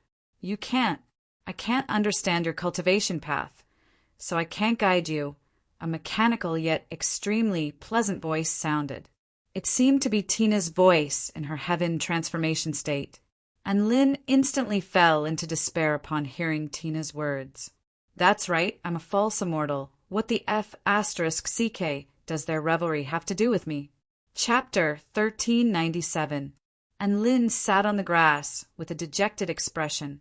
The golden light descending from the sky enshrouded his entire body, but he didn't feel any warmth at all. That's right. After a certain emptiness in his heart had been filled, he no longer felt anything special. It was as if everything that was happening around him had nothing to do with him. Sigh. And Lin heaved a forlorn sigh before pulling out a spirit fruit and munching on it. He then began to yell encouragement. Dabai, Xiao Hong, little Gu, keep it up. Break through to the Tao integration stage and become the next god of creation. Dabai, Xiao Hong, and little Gu. Even if he was encouraging them, couldn't he at least be a little more sincere? And Lin was still cheering them on, even though he didn't have a chance to make a breakthrough himself. He was quite pleased to see his beast pet's progress in rank. The world was still undergoing a drastic transformation. The divine mirror world's territory was rapidly expanding, and its vital energy and aura were increasing explosively. All types of strange phenomena began to take place, and all types of exotic items, ferocious beasts, mystic realms, and so on and so forth. Many powerful beings at the soul formation pinnacle stage were making breakthroughs at the same time, creating a spectacular spectacle in the divine mirror world. Cracks also began to appear on the statues of their ancestors that they had worshipped for generations. Look, our ancestor's statue is glowing. Ah, it's cracked. It's really cracked. My God, it's so beautiful. Boom! One fragment after another began to explode. Divine light dispersed the dust and debris, and a series of extremely powerful living beings emerged from the divine light. They had existed since the creation of this world, and they had hibernated for the sake of the stability of this world because they were far too powerful. They were the ancestors of the 10 realm guardian clans that reproduced on this land. They were formed in the form of a half-seal sealed in stone. After experiencing countless years and witnessing the changes of the world, they finally broke out of the stone by borrowing the increase of the world's level. Hong Yuji of the Spirit Fish clan, Priest Gue, one of the Heavenly Turtle tribe, Ao Chan of the Dragon tribe, Dragon Rocky Lord of the Stone tribe, Flower Night Queen of the Darkwing tribe, Holy Monarch Wu, Zhe of the Holy Martial clan, Dream Spirit Snake of the Snake Spirit clan, Sword Sparrow Immortal of the Vermilion Bird tribe, and Poison Demon God of the True Demon tribe had reappeared. Above the sky, the golden light also bathed their bodies. They had witnessed the development and changes of the entire world. After such a long period of time, even a pig could become a spirit. How could they not have some understanding? All of the return to void stage mighty figures began to transcend their tribulations after receiving the blessings of the heavens. There were also cultivators of the return to void initial stage who were progressing from the return to void intermediate stage. Some of them had even attained their own divine Tao and progressed directly to the return to void final stage. Rumble, the entire world was covered in tribulation clouds. This was the busiest day for the golden void lightning in the divine mirror world. In the core region of the divine mirror continent, Xiao Hong, Xiao Gu, and Dabai's breakthroughs finally stopped. I feel that my whole body is full of power. Woof! Dabai excitedly ran around the paradise like a monkey. Shio shio shio sounds as he tore through the air, his body so fast that it turned into a series of afterimages. It advanced from the pinnacle of the soul formation initial stage to the soul formation final stage in one go. Dabai, don't run around all over the place. Focus on stabilizing your cultivation base. Xiao Gu spoke in a gentle voice. She had already transformed into the jade bone immortal bug and swallowed an immortal pill before sitting down to meditate and stabilize her cultivation base. Xiao Gu had already progressed from the pinnacle of the return to void initial stage to the pinnacle of the return to void intermediate stage. Hey, don't run around all over the place. You should be praising the sun right after your breakthrough. Xiao Hong wagged her little red head as she spoke in a sweet voice. She didn't appear to have changed much between before and after her breakthrough. In any case, she was still lying on the ground, basking in the sun like a salted fish. However, Lin knew that Xiao Hong was the most terrifying living being in terms of cultivation-based progression. First, she progressed from the soul formation intermediate stage to the soul formation final stage. Then, she progressed from the golden void lightning tribulation to the return to void stage. If normal people knew that Xiao Hong had progressed 2 cultivation bases in a single day, they would probably be scared **+. Even if they were using hacks, they wouldn't be that bad *SS. Wait, it seemed like they were using hacks? They had used the blessing of the goddess of creation to transfer a portion of the fortune of leveling up the world to their beast pets. This was a very impressive move. Congratulations. If you don't have enough immortal pills for stabilizing your cultivation bases, feel free to come and get some from me, and Lin said with a heroic expression. As their master, he couldn't help them with their cultivation, but he could at least ensure that they didn't have to worry about food and clothing. Master, give me a Yang-type immortal pill. I've just finished that one, but I feel like I'm still lacking a little, Xiaohong said in a sweet voice. Master, I want an immortal pill that is imbued with powerful life force energy, Xiaogu said in a gentle voice. Big brotherin, I want a wind-type immortal pill, woof. Dabai pounced toward Enlin with excitement. Enlin gave him a doting smile. I have everything, come here. He was never stingy when it came to beast pet cultivation resources. The iridescent light in the sky gradually began to dissipate. A woman, exuding a sense of divinity, slowly descended from the sky. Her features were exquisite and flawless, as if she were the most flawless work of art in this world. There was a mesmerizing smile on her face, and a holy light enshrouded her entire body, making her appear even more inviolable. What do you think? My benefits aren't bad, right? The woman looked at the man before her with a faint smile on her face. Her eyes shimmered as she looked at Enlin, as if she were asking for praise. Enlin gave her a thumbs up. Dabai, Xiaohong, and Xiaogu all exclaimed in unison. It had to be said that Little Na had allowed them to experience the ecstasy of progressing by leaps and bounds. That was an extremely satisfying feeling.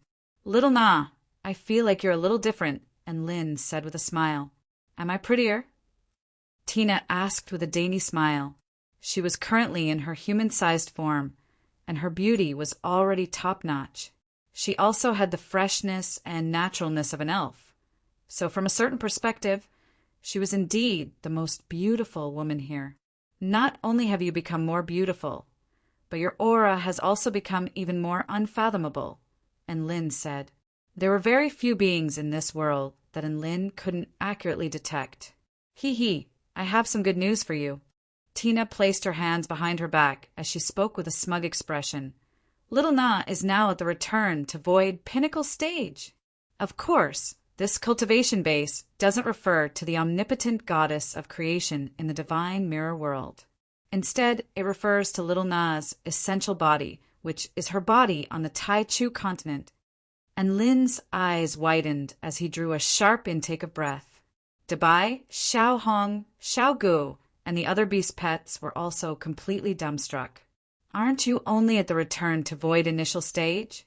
How are you already at the return to Void pinnacle stage? And Lin's heart surged with shock. This world has already reached a level where return to Void stage living beings can be born. Hence, as a goddess of creation, I have to be at the return to Void pinnacle stage. Otherwise, how embarrassing would that be? This is the reward that the divine mirror world has given me. Tina explained, and Lin and all of his beast pets were dumbstruck. What kind of explanation was that? Chapter 1398. And Lin understood now. Tina and the divine mirror world were a pair that complemented one another. Tina could use certain methods to improve the divine mirror world and make it better and better. The divine mirror world could also provide feedback to the goddess of creation, thereby making her more powerful. Tina was the weakest god of creation that Enlin had ever seen, but she was also the god of creation with the most potential that Enlin had ever seen. After all, as far as Enlin knew, Tina was the only one who could fuse an entire world into a god of creation's body. Regardless of whether it was Nuwa or Nuwa, both of them were gods whose bodies had been separated from the world. All right, so Enlin only knew one god of creation, Nuwa. He hadn't interacted with the other gods of creation yet. However, he had discussed this issue with the emperors of the celestial court. None of the gods of creation who could create a true world could fuse their bodies with the world and take them with them. Instead, they could only store their bodies in an independent space. Tina was quite impressive. She had created a world for no reason even before she had attained the god of creation stage, and the fragment of the realm core had even fused with her to help her create a world. It was exactly because of this that Tina seemed to have a higher level of authority in the divine mirror world than the average god of creation. Giant Enlin, my Pokeball has also leveled up, Tina announced with an elated expression. And Lin faltered slightly before suddenly recalling that Tina had a Pokeball in the past. It was a world-class treasure that could absorb enemies of a lower cultivation base than her into the Pokeball. This power was completely useless to Enlin. He was already used to fighting enemies of a higher cultivation base than him. Using a higher cultivation base to bully an enemy of a lower cultivation base? He wasn't interested in that at all. So, what changes have you made to your Pokeball? Enlin asked. Tina pointed at the black ball in her hand. The space within my Pokeball can be used as a transit point for living beings between the two worlds. Living beings can stand within it and instantly transmigrate between the two worlds. In other words, I only have to throw this Pokeball to summon a few hundred burly men to beat you up. And Lin's lips twitched upon hearing this. Wasn't this ability the same as the Wooling Van? Oh, that's right. Didn't you absorb a Black Fox clan powerhouse into your ball? How is he now? And Lin asked. The sword-wielding Darkwing, tribe mighty figure, was one of the powerful beings that Little Na had tossed into the ball during his battle against Chin, How of the Black Fox tribe. Oh, you mean the little black fox? He's currently undergoing labor reform in my spherical space, and I've taught him well. Tina patted her little chest with a smug expression. What do you mean by discipline? This is called taming. Little Na, don't use that term in the future. And Lin's expression darkened. Okay. Tina pursed her lips and nodded obediently. And Lin was a little relieved to see that Tina was still quite obedient. One had to know that in the past, Tina was so innocent, cute, and kind-hearted. She was like an innocent girl next door, and she was always like Enlin and Enlin. But what about the current Tina? She was trying to break up a couple. She was trying to force someone to undergo a sex change, and now she was trying to teach them a lesson. And Lin was really worried about her. Everyone wandered around the divine, mirror-blessed land and ate some spirit fruits. They then looked at the tribulation, transcendence situation in various places. They were quite carefree and happy. At this moment, the violent chain reaction, triggered by the upheaval of heaven and earth, had already calmed down. Over 100,000 living beings made breakthroughs in the divine mirror world today. Among them, 28 tried to progress to the return to void stage, but only 12 succeeded. Tina reported, You should ask the Lord of Transcendence for help. That way, there would be at least 20 more return to void stage mighty figures, and Lin said with a smile, So be it. It's not a bad idea to let nature take its course. After all, this is a wave of tribulation transcendence brought about by the leveling up of the world, so it's not a good idea to have outside interference. Tina was a little nonchalant. All right then. And Lin agreed with Tina's point of view. 12 more return to void stage mighty figures is actually quite good. The overall power of the divine mirror world has been elevated to a whole new level. No, it's 21 return to void stage mighty figures. Those 9 return to void stage mighty figures are the most powerful beings in the divine mirror world. Tina explained with a faint smile, and Lin came to a sudden realization and nodded. That's indeed the case. Massive changes had taken place in the divine mirror world. Tina had played the most important role in this process, and she had benefited immensely, but at the same time she was also extremely exhausted, as if she had just experienced a high fever. After some discussion, everyone decided to let the divine mirror world develop on its own for a while they returned to the Tai Chu continent to rest. And Lin, Tina, Dabai, Xiaohong, and Little Gu all returned to their dorm room. Xiaohong sat peacefully on the windowsill, swaying her body from side to side. Little Gu transformed into a butterfly and fluttered under the moonlight. Dabai played with the silver wind blades in his domain to familiarize himself with the power he had just gained. Tina lay on Enlin's chest and fell into a deep sleep. The night passed by in silence. The next day, Su Xiaolan knocked on Enlin's door. She was still in a daze at the sight of all the beast pets in the room. Could it be that I opened the door the wrong way?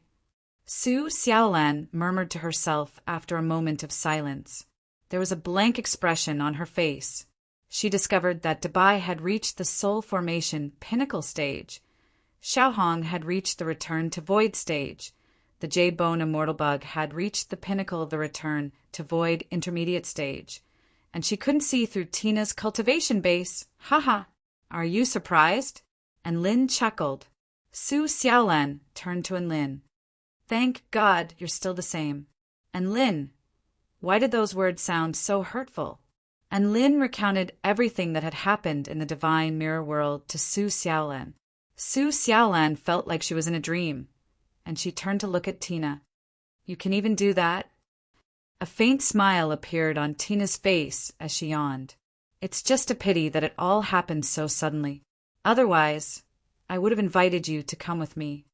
A forlorn expression appeared on Su Xiaolan's face upon hearing this. So be it. Everything has its own destiny, and we can't force anything. Let's talk about the 4-9 Immortal sect first. And Lin nodded. From now on, I'm the full-time sect leader of the 4-9 Immortal sect. In the past, he was a student of Xiaoxian United University, as well as the sect leader of the 4-9 Immortal sect, and he had no choice but to attend classes. Now that he had graduated, he had nothing to do, so he could only go back and inherit the massive cultivation business. Sect leader and Lin, when do we set off? At this moment, there were two people waiting outside. One of them had eyes as bright as the stars, and he was extremely handsome, as if he were a transcendent immortal. The other wore a flowing blue dress with a tranquil smile on her face, as if she were a celestial maiden under the moon. And Lin was elated. Big Brother Cheng, Su Qianyan, are you two ready? Let's go back to the 4-9 Immortal sect. Chapter 1399. The 4-9 Immortal sect was situated on a vast expanse of grassland in the Purple Star State. That place used to be a barren and desolate realm of the fallen phoenix. Only after chatting with Nuwa did Enlin learn that Nuwa had used the residual power of the phoenix in the realm of the fallen phoenix to transform that barren realm into an extremely rare immortal paradise with her essential power of creation. He still had to thank Nuwa for this. He had thought that this was a blessing from the heavens, but who would have thought that he would be indebted to Nuwa? Enlin, Su Xiaolan, Tina, Xiaohong, Dabai, Little Gu, Xianyuan Cheng, Su Qianyan, Miao Tian, Luo Ziping, Zhong Yongyan, Sun Xinglian, and the others all traveled to the 4-9 Immortal sect together. Xianyuan Cheng had the 10,000 spirits Immortal sect to inherit, and Su Qianyan had the Moon Palace to inherit. But none of that would stop them from becoming pavilion lords of the 4-9 Immortal sect. Cultivating anywhere was not the same as cultivating. It would be more fun if everyone cultivated together. The 4-9 Immortal sect was now a major cultivation sect with countless powerful immortals. And Lin decided that it was time to put on a good show. Thus, he convened a meeting with all of the higher-ups of the 4-9 Immortal sect. During the meeting, Enlin donated all of the miscellaneous cultivation materials he had obtained from the Divine Source continent to the sect, and only kept the immortal rank and above items for himself. This was an extremely massive amount of treasures. Everyone, including Bai Ling, was astonished by Enlin's actions. Have you ever seen over 100 small mountains of treasures? This could no longer be described as extravagant. In Bai Ling's words, Enlin had casually tossed out a cultivation resource base that rivaled that of the 4 great immortal sects. This was actually quite normal. After all, this was what the Immortal King Palace had obtained after squeezing the Divine Source continent dry for close to 10,000 years. Just the amount of resources alone was not something that the top-rate immortal sects of the Tai Chu continent could compare to. The disciples and elders of the 4-9 Immortal sect could stand up straight and tell everyone that their sect was just as rich as the 4 great sects of the Kingdom of the 9 States. And Lin didn't feel much about these worldly possessions, and he wouldn't feel the pinch even if he gave them to the sect. He was the one who had founded the 4-9 Immortal sect, so he naturally had to protect it like a child. This was motherly love, selfless, considerate, and unrequited. Xiaoza was in charge of tabulating the newly added resources of the sect. With so many treasures, identifying, classifying, and storing them, he would probably be busy until tomorrow. However, he was very happy because counting treasures was the happiest thing in his life. During the meeting, they also decided to open the Flame Pavilion, Spirit Pavilion, Realm Pavilion, Moon Pavilion, and Beast Pavilion. They would choose an auspicious day to officially recruit core disciples.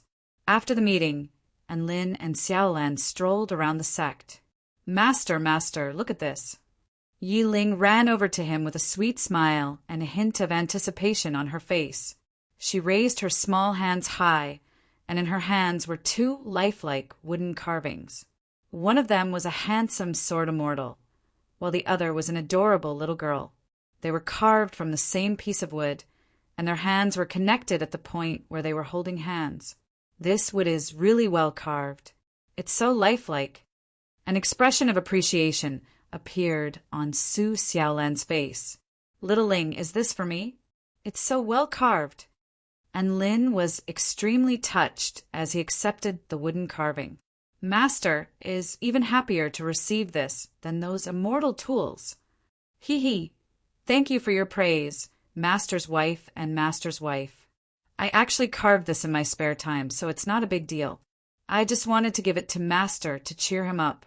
Even though Yi Ling said this, she couldn't disguise the elation on her face. The wooden carving depicted her master teaching her how to practice swordsmanship. She would never forget Enlin teaching her how to practice the sword under the setting sun. Aside from her grandmother, no one else had been able to give her that kind of warmth and happiness. However, Enlin had done it. He had given her a sense of family. Her family was happy because of her, so she was even happier. Little Ling, how's your sword cultivation going? Enlin asked. I've already mastered the second stage of the 4-9 sword technique. Yi Ling replied with a wide grin. Little Ling is the best. Let Master's wife train with you. Su Xiaolan rubbed Yi Ling's soft cheeks with a doting expression. All right. Yi Ling grabbed onto this rare opportunity and ran toward the drill ground with Su Xiaolan in tow. And Lin followed along behind the two of them with a smile on his face. The 4-9 sword technique was the standard sword technique of the 4-9 immortal sect that he, Su Xiaolan, and Lu Qianhuan had created together. It was a combination of Enlin's observation of vanquish the heavens and slay all evil, and the 6 strikes of the war god, Lu Qianhuan's observation of the heavenly sword sect's paramount sword techniques, and Su Xiaolan's observation of the vermilion bird sect's holy flame sword technique. There were a total of 18 sword techniques that anyone could learn, and the great Tao of sword intent pointed directly toward the very essence of the 4-9 sword techniques. The 4-9 sword technique was extremely popular among the core members of the sect, and even Xiao Zhe, who didn't use the sword much, had learned a few techniques from it.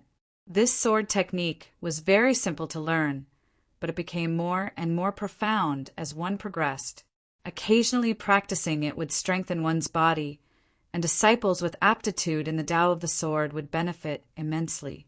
Just as the 4-9 immortal sect was flourishing, in the depths of the distant, dark marshlands, there was a burial ground. A gargantuan blood will hung high in the sky, rotating incessantly. It was ancient, eternal, and boundless. 99 waterfalls of blood fell from the edge of the wheel, and a crimson mist enshrouded the earth within a radius of over 50 kilometers. This was the base of the Divine Disc League, a top-rate blood tribe power. Its status was equivalent to that of the 9 Imperials of the Kingdom of the 9 States, and countless blood tribe powerful beings and mighty figures were gathered here. At this moment, the leader of the Divine Disc League, Reginald, was within a secret chamber. The dim candlelight shone on his radiant face. His once-old white hair had now become jet black. Even his wrinkled skin had become smoother. Many blood tribe powerful beings were astonished by Reginald's transformation. He had experienced a battle of life and death 100 years ago, and he had sustained severe injuries due to the repeated use of life-burning mystic techniques. His life force had been completely depleted, and he was aging faster and faster. But now he had suddenly regained his vitality. Not only had his appearance improved, but even his aura had become full of vitality. This was not something that could be faked. Countless people were both envious and curious about how he had managed to do this. Reginald announced to the public that he had found a divine medicine in a mystic realm, which was how he had been revived. However, he knew in his heart that this was all because of a drop of miraculous blood. That blood was holy and mighty. It was able to purify the filthy blood within his body. That's right. That drop of blood was the blood of the holy leader. Reginald carefully extracted a drop of blood from the vial under the dim candlelight. He looked as if he were looking at the most precious treasure in the world. This is the last drop. There won't be any left after this. I wonder when the sacred leader will lead us to a new world. Sigh. Reginald stared at the drop of blood with a hint of melancholy in his eyes. He didn't care about the blood patriarch, as he was now a loyal follower of the holy leader. Everything could be faked, but blood could not be faked. The holy leader's blood could purify everything in his body. It was the most powerful blood he had ever seen, and the holy leader was definitely the most powerful being in this world. Reginald murmured to himself with anticipation in his eyes, I wonder what kind of being the holy leader is. I really want to see him soon. Chapter 1400. Reginald knew that the 3 holy disciples of the blood tribe were in direct contact with the legendary holy leader, and the holy disciples had told him that the holy worshippers who had pledged allegiance to the holy blood cult would soon have a chance to meet the holy leader. What an exhilarating prospect this was. As a high-ranking holy worshipper, Reginald was naturally looking forward to meeting the holy leader. To him, the holy leader was the mightiest living being in this world. She was the beacon of eternal life for him. He looked at the final drop of the holy leader's blood before him, and he stuck out his tongue with excitement and reluctance before swallowing it with a blissful expression. Reginald's body instantly trembled, and his eyes lit up as he let loose an intoxicated and satisfied cry, as if he had just eaten the most delicious food in this world. The candlelight flickered in the secret room. He was still enjoying it, reminiscing and feeling his increasingly pure body. Boom! A violent boom suddenly erupted outside the Divine Disc League. Immediately afterward, the entire blood disc in the air tremored violently, as if a violent earthquake had taken place, knocking all of the tea sets on the table and all of the porcelain on the cabinet to the ground. What happened? A sense of foreboding welled up in Reginald's heart. Boom! Another earth-shattering boom erupted, accompanied by the blood-curdling cries of the blood tribe cultivators of the Divine Disc League. A beam of terrifying golden light shot forth from the outside of the blood wheel, shattering countless walls and tearing apart the bodies of countless blood tribe cultivators in its way with unstoppable force. Bam! The walls of the secret chamber also exploded. The golden light abruptly stopped, and a woman with short golden hair emerged from within the dazzling divine light. She held a silvery white, long sword in her hand as she stared at Reginald with a cold and arrogant expression. Behind her, there were 2 beings in black robes floating in the void, their appearances indistinguishable.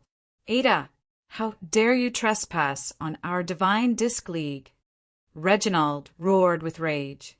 The woman before him was none other than the seated candidate for the Holy Disciple election, Ada. She was also known as the most powerful blood tribe cultivator who was close to the Tao integration stage. Ada's entire body was enshrouded in golden divine light, and her eyes were completely emotionless. The leader of the Divine Disc League, Reginald, my master, Empress Helen, wishes to see you. Reginald's eyes widened with incredulity. Empress Helen wants to see me? Empress Helen was one of the 4 blood tribe Tao integration stage super mighty figures, and she was extremely adept at soul-searching and creating illusionary realms. She was the most powerful intelligence collector in the blood tribe and had almost all of the blood tribe's intelligence network under her control. No matter what happened in the dark marshlands, nothing could escape her control. Why does Empress Helen want to see me? A bad feeling welled up in Reginald's heart. The great Emperor's summons is like a heavenly decree. There's no need for you to ask. Just do as he says, Ada said calmly. The premonition in Reginald's heart grew even stronger. If the Emperor had something to discuss, why would he invite them in such a rude manner? They were obviously going to be interrogated. The blood race's great Emperor was the supreme existence of the blood race. No one dared to defy his orders. What if I refuse? Determination appeared in Reginald's red eyes. The news might have already leaked out. If Empress Helen was here for the holy leader, then no matter how resolute he was, there was no way that he would be able to withstand her interrogation and soul-searching. As such, he might as well turn her down. He didn't want to divulge any information regarding the holy leader. There was no way that he would betray the holy leader. Ada's expression shifted slightly, clearly a little surprised by Reginald's decisiveness. Refusing the great Emperor's orders is the same as betraying the blood tribe. You know what the consequences are. Ha ha ha. I, Reginald, am only loyal to the blood within my body. I've never betrayed it. As for you guys, don't even think about leaving. Reginald chortled with glee as he stomped the ground, and a dark red formation replaced the shattered spell formation. Divine Disc Life and Death Formation, activate. The Divine Disc Life and Death Formation was the trump card of the Divine Disc League. It had been nourished by blood for over 10,000 years and absorbed the essence of blood. When the formation was completely activated, it could even unleash Tao integration stage power in an instant. Reginald had already decided to activate the final killing formation to cleanse the holy leader's enemies, then escape from the dark marshlands and await the holy leader's summons. Rumble. The massive crimson disk in the sky suddenly began to revolve at a speed over 100 times faster than normal. Countless streams of blood converged toward the center of the crimson disk like a massive vortex. At the same time, an extremely terrifying power erupted from the formation before crashing into Ada's body. This was an extremely rich power of life and death. The combination of the two could produce an extremely explosive power, and it was like a millstone that could instantly pulverize a return to void stage cultivator into dust. The golden divine radiance around Ada's body transformed into the sturdiest barrier, and it actually completely isolated the power that covered the sky and the earth outside of her. Reginald, you really do have ulterior motives toward the great emperors. Is this also because of the holy blood? Ada's expression darkened as she roared with rage. You know about the holy blood? Reginald's expression shifted, and he immediately crushed a jade talisman that contained some kind of information. Then I can't let you live. He pressed a hand down, and a dark red power instantly converged upon Ada's body like a millstone. Boom! The area within a radius of several dozen kilometers was instantly pulverized by the power of the formation. Even the divine disk itself had been corroded by the power of the formation, upon which a massive hole had appeared. However, what was astonishing to Reginald was that at the center of the hole, there was a brilliant golden light. Not only had Ada unleashed the golden light of the divine Tao, but the two black-robed, powerful beings behind her had also unleashed peerless, golden divine light. They formed a stable triangular formation, creating a triangular defensive barrier that kept the crimson disk's attack at bay. This divine light, all three of Empress Helen's holy golden guardians are here. Reginald's expression shifted once again. The three holy golden guardians possessed a combination technique that could unleash power comparable to that of a Tao integration stage super mighty figure for a short period of time. It looked like Empress Helen had been suspicious of him for a long time. Otherwise, she wouldn't have made such extensive preparations. Not only had Ada been deployed, but she had also deployed the other two holy golden guardians. One blood tribe powerful being after another flew out from the crimson disk before staring at Ada and the others with expressions of shock and horror on their faces. Alliance leader, what's going on?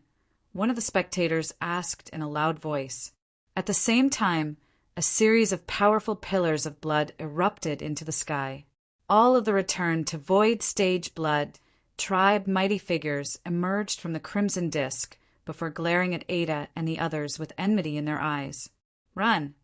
Reginald roared at the divine Disk League cultivators. Not only was he speaking to the blood tribe cultivators who didn't know the truth, but he was also speaking to the loyal followers of the Holy Leader. Chapter 1401. It's too late, Ada said in a cold voice. She looked up into the sky and half knelt to the ground with an extremely respectful expression. Holy Golden Guardian pays her respects to Empress Helen. Rumble, night covered the sky, and darkness descended. A series of black silk threads intertwined and fell from the sky like a cage, sealing the space within a radius of over 150 kilometers, thereby giving all of the blood tribe cultivators of the divine Disk League no chance of escape. Reginald's features turned deathly pale as he looked up into the sky with despair. How is this possible? Even Empress Helen has come in person? All of the other blood tribe powerful beings were also extremely horrified. Tao integration stage emperors were paramount beings in the eyes of the blood tribe. They were virtually invincible, and no living being dared to defy them. Now that an emperor had descended upon them, what hope did they have? Reginald, you have betrayed the blood tribe and are now defying my orders.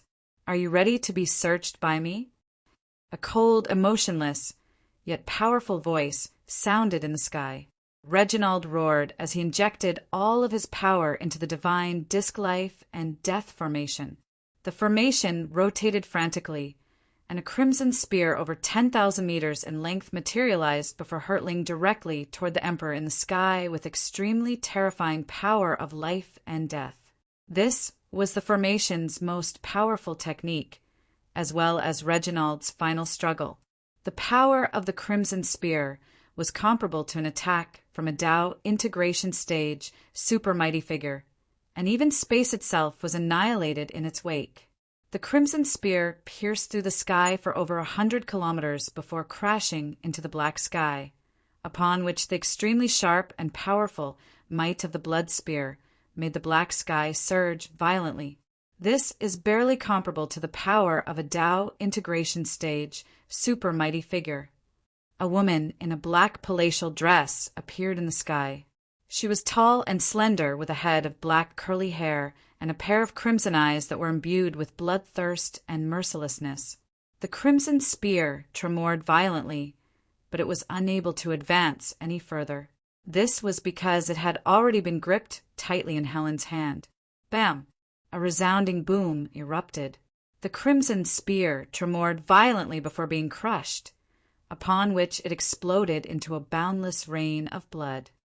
Reginald, you dare to attack the Blood Tribe Emperor?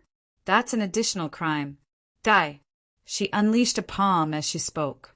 This palm carried with it the power to destroy heaven and earth, and it enveloped all living beings. The blood tribe cultivators of the Divine Disk League were struck by a sense of despair, as if they had nowhere to run. Some screamed as they fled, while others knelt to the ground and begged for their lives. All of them yelled that they had nothing to do with Reginald's betrayal. After all, there were only a handful of return to void stage mighty figures who knew about the Holy Leader. However, the black palm continued to descend mercilessly, not distinguishing between friend and foe, crushing everything in its path. As a blood tribe emperor, he would never differentiate between innocent and guilty. Empress Helen would rather kill 10,000 innocent people than let a single innocent person escape. That was her principle. The pitch-black palm shattered the divine disk life and death formation and smashed the continent-sized disk into pieces before swallowing all of the blood tribe powerful beings. Reginald roared as he unleashed his power of the divine Tao to resist. But the difference between their powers was like the difference between a firefly and the moon. He was completely unable to resist Empress Helen's power. With a deafening roar, the roulette disappeared from the world. The ancient power that had stood for tens of thousands of years on the dark marshlands had been destroyed in a single day. Empress Helen stood proudly in the sky as countless streams of information flashed through her eyes. These were the memories of all of the blood tribe cultivators she had slain, and they converged to form an ocean that flowed into Helen's mind.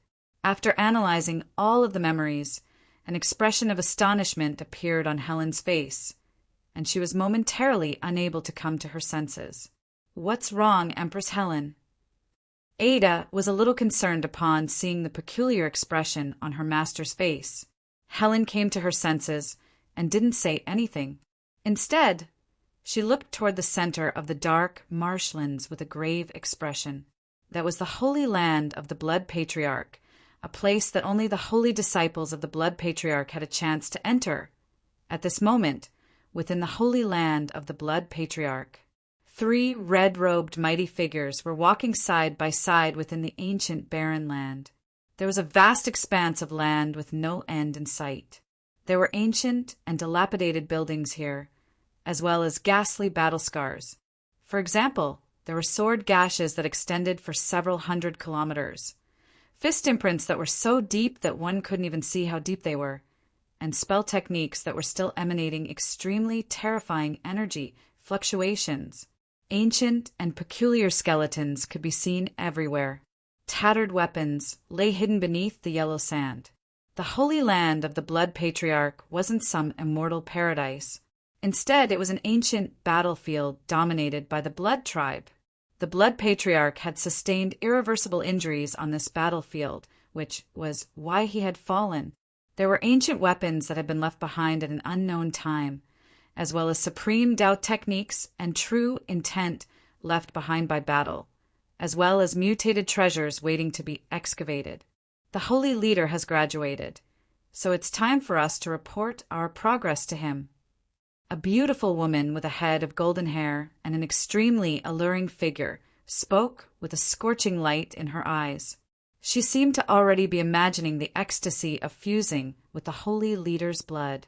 This woman was none other than Cassidy, one of the 3 holy disciples of the Blood tribe. The rate at which the holy blood cult is developing has far exceeded our expectations. There are currently 12 first-rate Blood tribe powers, with a total of 19 return to Void Stage mighty figures who have pledged their loyalty to the holy leader. Merlin spoke with a smile. The rest are all subordinate powers of the emperors, so we have to be very careful. Tobias spoke in an indifferent voice. I really want the emperors to have a taste of the holy leader's holy blood. I want as well. It's very dangerous, but what if we succeed? Cassidy was also very much looking forward to this, but she also knew that this was no different from testing the waters on the brink of death. If they failed, they would die, but that wouldn't be the worst outcome. However, if their plans to develop the holy blood cult were to be exposed, then they would be in a lot of trouble. Cassidy and the others chatted as they entered a palace that had been sliced in half. There's a burning lamp here.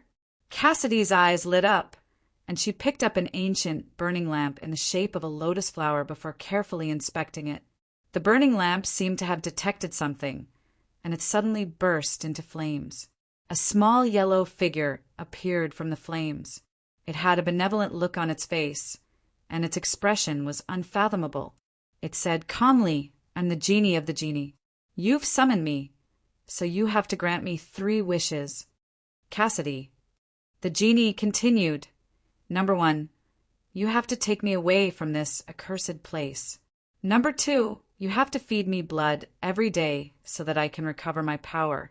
Number 3, you have to find me a perfect body. If you can't do this, then you'll have to bear my most terrifying curse." Splat. Cassidy remained expressionless as she smashed the genie lamp into smithereens. Tobias massaged his brows. It's another one of those crazy artifact spirits.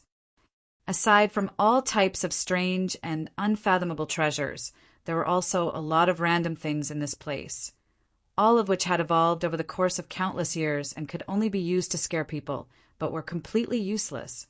The 3 of them rummaged through the palace again. There doesn't seem to be anything left here. Let's go somewhere else, Cassidy suggested.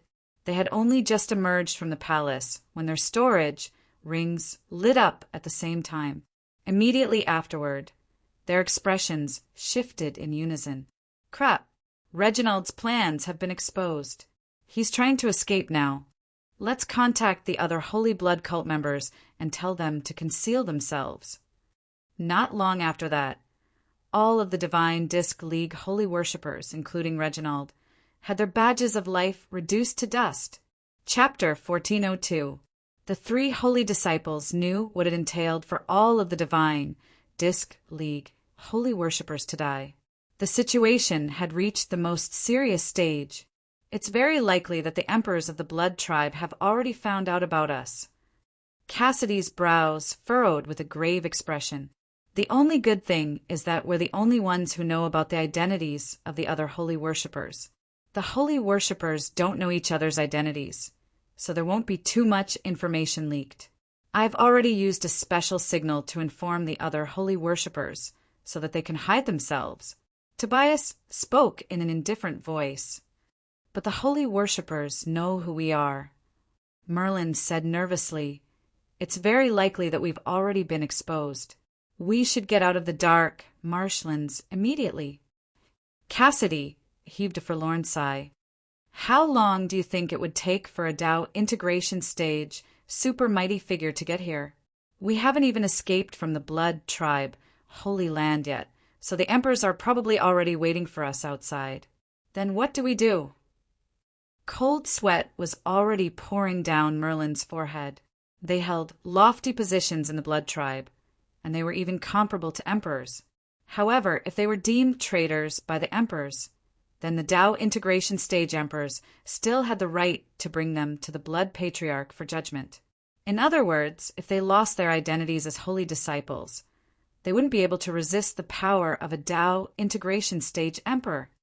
The first option is for us to commit suicide right now. That way, the Emperors won't be able to obtain any information from us, Cassidy suggested. Tobias and Merlin's lips twitched upon hearing this. They were already prepared to give up everything for the holy leader, but it was a little too rash to commit suicide. But if we do that, the Holy Blood cult will be leaderless, and that would be a very heavy blow to the Holy Blood cult. The second option is for us to hide within the Blood Tribe Holy Land. No one other than the holy disciple of the Blood Patriarch can enter this place, so we can wait for the holy leader to rescue us. Cassidy tucked a strand of golden hair behind her ear and looked up into the distant sky as she spoke. But how is the holy leader going to come in and save us? Merlin was still extremely concerned. The reason why the Divine Ancestor is the Divine Ancestor is because his power is beyond our imagination. What makes you think the holy leader can't come in? Cassidy harumphed coldly. Merlin. The three of them looked at each other and understood each other's thoughts. I want to taste the sacred ancestors' blood again. I haven't seen the glory of the sacred blood cult yet. I'm not willing to give up. The sacred ancestor will definitely come to save us. Just like that, all three of them chose the second option. Rumble. A strange fluctuation suddenly appeared in heaven and earth. Cassidy's expression shifted drastically. Crap, another living being has barged in. It's Emperor Mang. Merlin drew a sharp intake of breath. Emperor Mang was the previous holy disciple, so he naturally had the right to enter the Blood Tribe Holy Land. Why are you still standing there? Run. Yes, quickly find a place to hide. The Kingdom of the 9 States. For 9 immortal sect. In a room with a faint fragrance of rouge. Lu Qianhuan's face was flushed red, and her bright purple eyes were scorching with focus. And Lin, hurry. She urged, "Don't rush, I'm coming." And Lin's breathing accelerated as he swallowed nervously. Lu Qianhuan opened her delicate lips and exhaled a fragrant breath. "What are you doing? Hurry up and increase the firepower. I can't do this all at once." And Lin's fingers moved quickly. I can't hold on any longer. Lu Qianhuan's purple eyes glazed over. I'm already doing my best. And Lin was sweating profusely from exhaustion. Ah, I'm at my limit. Lu Qianhuan's body tensed up as she let loose a delicate cry. Bam! The sound of an explosion could be heard. Ding! A large red fail symbol appeared on the screen, and Lin and Lu Qianhuan were drenched in sweat as they stared at the fail symbol on the screen and fell into a long silence. I and Lin have dominated the League of Legends for so many years, but now I can't even defeat an AI. And Lin heaved a forlorn sigh as he stared down at his 0 to 15 number. Wah, I've personally blessed my female sorceress, but I still can't defeat my opponent. Her positioning is like a hack. Lu Qianhuan's eyes were red, and her lips were puckered in displeasure as she stared down at her 0 to 20 number. Bai Ling was ecstatic. This is the combat artificial intelligence I designed. It can use the most accurate and powerful calculations, as well as all kinds of psychological and personality abilities to find the opponent's flaws in less than a 10,000th of a second, thereby devising the most optimal strategy. How about it? Do you concede defeat now? Lu Qianhuan was on the verge of tears as she stared down at the ghastly number before her. Again, I'm going to redeem my female sorceress. I and Lin have never been inferior to anyone in real life or in the game, and Lin was also very indignant. However, before he could even begin a new battle, the voice transmission talisman in his storage ring suddenly glowed with a bright light. This is a voice transmission from the head of the Dark Marshlands Executive Department, Jin Hu? A confused expression appeared on Lin's face, but he still immediately accepted the voice transmission. Jin, who was the leader of the Celestial Court, so it was most likely very important that he was personally making a voice transmission. Sect leader Lin, bad news. Jin, whose urgent voice sounded as soon as he accepted the voice transmission talisman. What happened? And Lin's brows furrowed with concern. According to a report from the Blood Tribe, the Divine Disc League of the Blood Tribe has just been destroyed. Jin Hu replied, Divine Disc League? And Lin's heart jolted upon hearing this. What happened? If he recalled correctly, his servant, Tobias, was once the Grand Elder of the Divine Disc League. Jin Hu replied in a solemn voice. Apparently Empress Helen was the culprit, so they might already know something. A certain person in the core region of the Blood Tribe also said that the 3 holy disciples are still at the Blood Tribe Holy Land, and Emperor Meng has already gone to the Holy Land in person, and Lin abruptly stood up from his seat. Sect leader Lin, please don't do anything rash. The Holy Land is located in the core region of the Dark Marshlands, and there's a formation left behind by the Blood Patriarch there. Even the Celestial Darch wouldn't dare to venture too deep into that place. Jin, who hurriedly tried to dissuade Lin from doing something irrational. There's no time. Every minute that passes now puts them in more danger. A resolute expression appeared on Lin's face as he made his way out the door. You have to calm down. They're only your servants, but you're the hope of the kingdom of the 9 states. Don't do anything rash unless you're certain of your chances. I've already contacted the Celestial Darch, and we'll make a detailed plan before taking action. Jin Hu added, Servants? Even if they're my servants, I can't afford to wait for them. And Lin ended the voice transmission before turning to everyone behind him. I'll be back soon. Take care of yourself and don't force yourself. Lu Qianhuan put down her phone. A smile appeared on Bai Ling's face upon hearing this. If you're in a hurry, you can take my newest Purple Star rocket. We've already confirmed the coordinates of the Blood Tribe anyway, so it'll be faster than teleportation. And Lin hesitated momentarily before finally nodding. All right. Chapter 1403. At the exit of the Mystic Realm. Suddenly, a huge rocket appeared in the sky.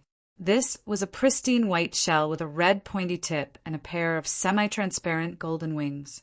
And Lin was tied tightly to the outside of the rocket by a golden thread, and the chilly wind blowing toward him tousled his hair. He looked as if he were a heretic who was about to be sent to the heavens for his punishment. He looked down at Bai Ling with a dark expression. "Is this what you're talking about when you say you want me to ride a rocket? Is this how you ride a rocket in your family?" He tied his body to the exterior of the rocket before riding it into the sky. Would you believe it? An expectant smile appeared on Bai Ling's face. This purple star one is only a prototype, so it doesn't have any passenger capabilities. You'll have to make do with it. That's a little scary. Am I really not going to die? And Lin was feeling quite uneasy. You're a return to void stage mighty figure now. Why are you scared of these things? Don't you think it's embarrassing? Bai Ling spoke with a disdainful expression. Besides, every second counts. Even if you're doing this for Cassidy and the others, you still have to do it. And Lin, that did sound like a good point. *CK. I'm going to give it my all for Cassidy and the others. All right, hurry up and send me into the sky. And Lin took a deep breath. Right at this moment, a voice sounded in the distance. Giant and Lin, why didn't you take me with you when you were going to fight? An extremely beautiful fairy flew toward them from the distance with a concerned expression on her face. And Lin, don't think about facing this on your own this time. I can help you too. Su Xiaolan also flew toward Lin atop her sword like a fluttering azure shadow. Look, our sect leader has been tied to a rocket. What is he doing? Is he going to fly out of the Tai Chu continent and into the Sea of Stars? I feel like something's not quite right. Is this how humans fly into the sky in the mortal world? Due to the large size of the rocket, many of the sect disciples also caught sight of it and began to discuss spiritedly among themselves. And Lin saw Tina and Su Xiaolan flying over, and he immediately said, "Light the fire!" The enemies he was going to face were most likely Dao integration stage, super mighty figures.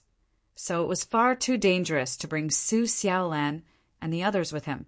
After all, no matter how powerful Su Xiaolan was, she was still invincible below the Dao integration stage. But her opponent was a Dao integration stage, super mighty figure.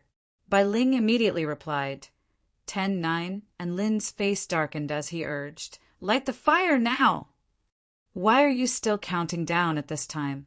Do you think that Su Xiaolan and the others are not running fast enough? Bai Ling sped up upon hearing this. 8-7-6-5, and Lin was furious. I told you to start the fire immediately, not to speed up the countdown. Bai Ling couldn't be bothered to respond to him. How could he understand the sacred and ritualistic feeling that came with launching a rocket? If there wasn't even a countdown, then there was no soul in launching a rocket like this. Tina and Su Xiaolan were extremely fast, and they instantly appeared before Lin in an attempt to hug onto the rocket and fly into the sky with it. However, right at this moment, a spatial barrier suddenly appeared in front of the two of them. It was as if they had crashed into an invisible wall, and they were unable to break through it even with their ability to tear through space. 4, 3, 2, 1, light the fire! Bai Ling completed the countdown with a smile on her face. How could there be no environmental protection measures for a rocket launch? There was no way that a return to void stage mighty figure would be able to break through her spatial barrier. Rumble, an extremely dazzling light erupted from the bottom of the rocket, and the recoil propelled the rocket into the sky. At the same time, the semi-transparent golden wings on either side of the rocket extended for over a kilometer, and they began to flap their wings like birds as an indescribably powerful propulsion force began to appear. And Lin was dragged into the sky by the rocket.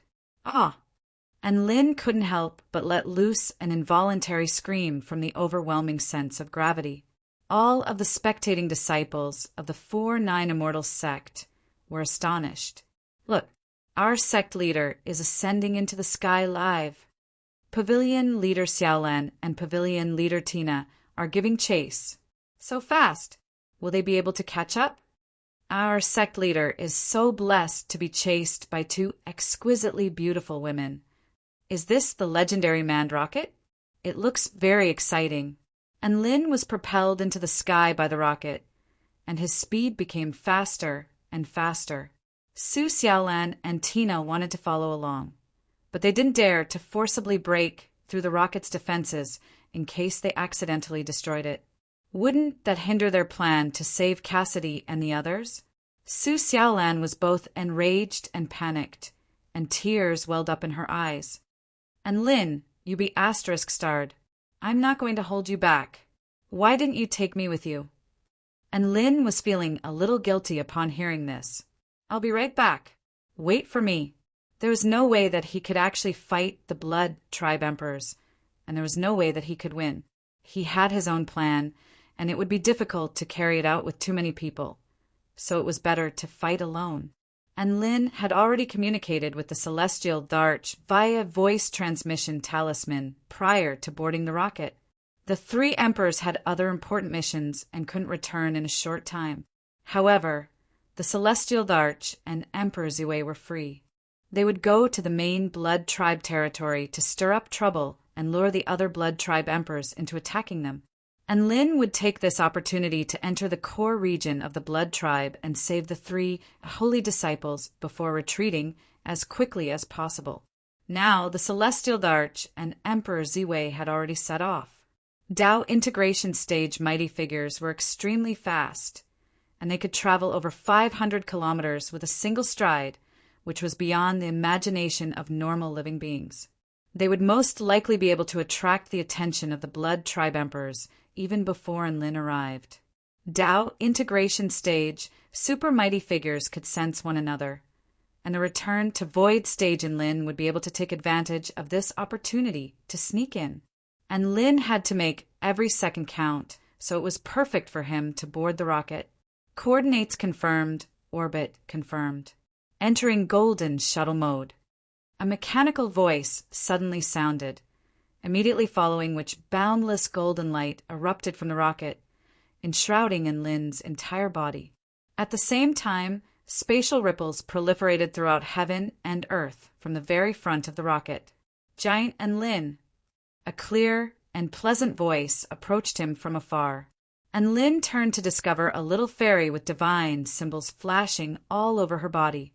In the next instant, even within Lin's power level, he lost sight of the little fairy's vision. However, his neck was suddenly constricted by a delicate arm, and he felt as if he were about to suffocate. Holy F***CK, are you trying to kill me? And Lin was given a massive fright. You won't be able to get rid of little Na. A vibrant smile appeared on the little fairy's face as she wrapped her soft, translucent arms around Lin's neck in a death grip. And Lin was completely speechless. Not only had his entire body been constricted by the golden threads, but now even his neck was being strangled by her. Did he even have any freedom left?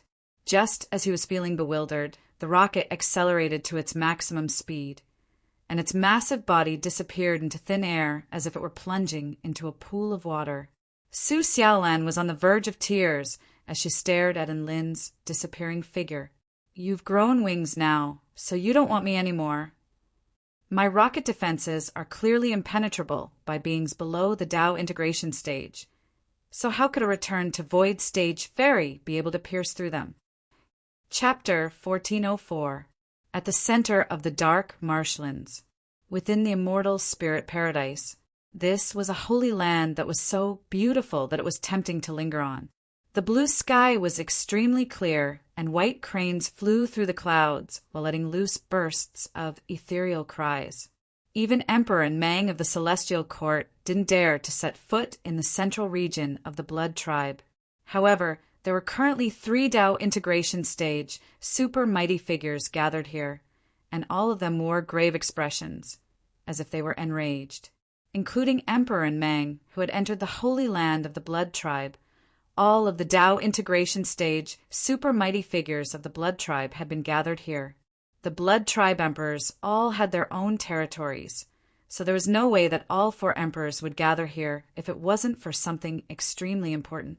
The 3 emperors stood outside a crimson palace, and no Tao integration stage, super mighty figures dared to approach the entire immortal spirit paradise. Who is this holy leader they're talking about? Emperor Fu Tian, who had a delicate face and a scarlet fan in his hand, chuckled and said, I really want to see that person. Just how did he manage to rope in so many blood-race supreme beings who are dead set on his side? Sigh, who would have thought that even the 3 holy disciples would be involved in this? The holy disciples are the ones chosen by the Blood Patriarch to revive the Blood Tribe. How could they do something like this? This is ridiculous. Emperor Yi Deng spat through gritted teeth. There must be other holy worshippers lurking in our dark marshlands. Once Mang captures the 3 holy disciples, we'll gather all of the return to Void Stage Lords and investigate them one by one, Empress Helen said. Emperor and Mang had already entered the Holy Land, and the other emperors were standing guard outside in case the legendary holy leader came to their rescue. Emperor Yi Deng spoke with a tense expression. Let's not get complacent. This holy leader must be quite powerful for the 3 holy disciples to be willing to risk their lives for him. He's at least a Tao integration stage super mighty figure, or even a God of creation stage super mighty figure. The other 2 emperors' expressions also became solemn upon hearing this. Right at this moment, the 3 emperors suddenly sensed something, and they all turned toward a certain direction in the dark marshlands. As expected, a Tao integration stage super mighty figure has entered our territory, Empress Helen exclaimed. Due to the fact that Tao integration stage super mighty figures had fused their Tao into the great Tao of heaven and earth, they were able to sense one another. Is the sacred ancestor here? Emperor Fu Tian waved his feather fan with a smile. Wait, this aura is very familiar. Emperor Yi Deng's brows furrowed as he exclaimed, This is the aura of the Celestial Darch and Emperor Ziwei. As soon as he said that, the great emperor's faces changed. Is the ruler of the Celestial Court trying to start an all-out war against the Blood Tribe? A cold expression appeared on Helen's face as her crimson eyes narrowed slightly.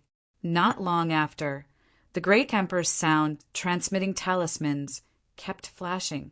Without needing to answer them, they knew that many territories were being destroyed by the great emperors of the Celestial Court. This can't be a coincidence. Is he trying to lure us away from our territory? Emperor Fu Tian asked. It looks like the venerated ancestor has connections with the Celestial Court. Let's not fall for it. It's not a matter of whether we fall for their tricks or not. If we stay here and don't do anything, those 2 emperors of the Celestial Court will tear down our entire dark marshlands. Helen heaved a resigned sigh. We have to fight. The Celestial Darch is not easy to deal with. Emperor Yi Deng heaved a forlorn sigh. What's so hard about it? I'll handle it myself. Emperor Fu Tian's tone was gentle and unhurried. A faint smile still hung on his face. Yi Deng and Helen both heaved sighs of relief upon seeing that Emperor Fu Tian was willing to step in.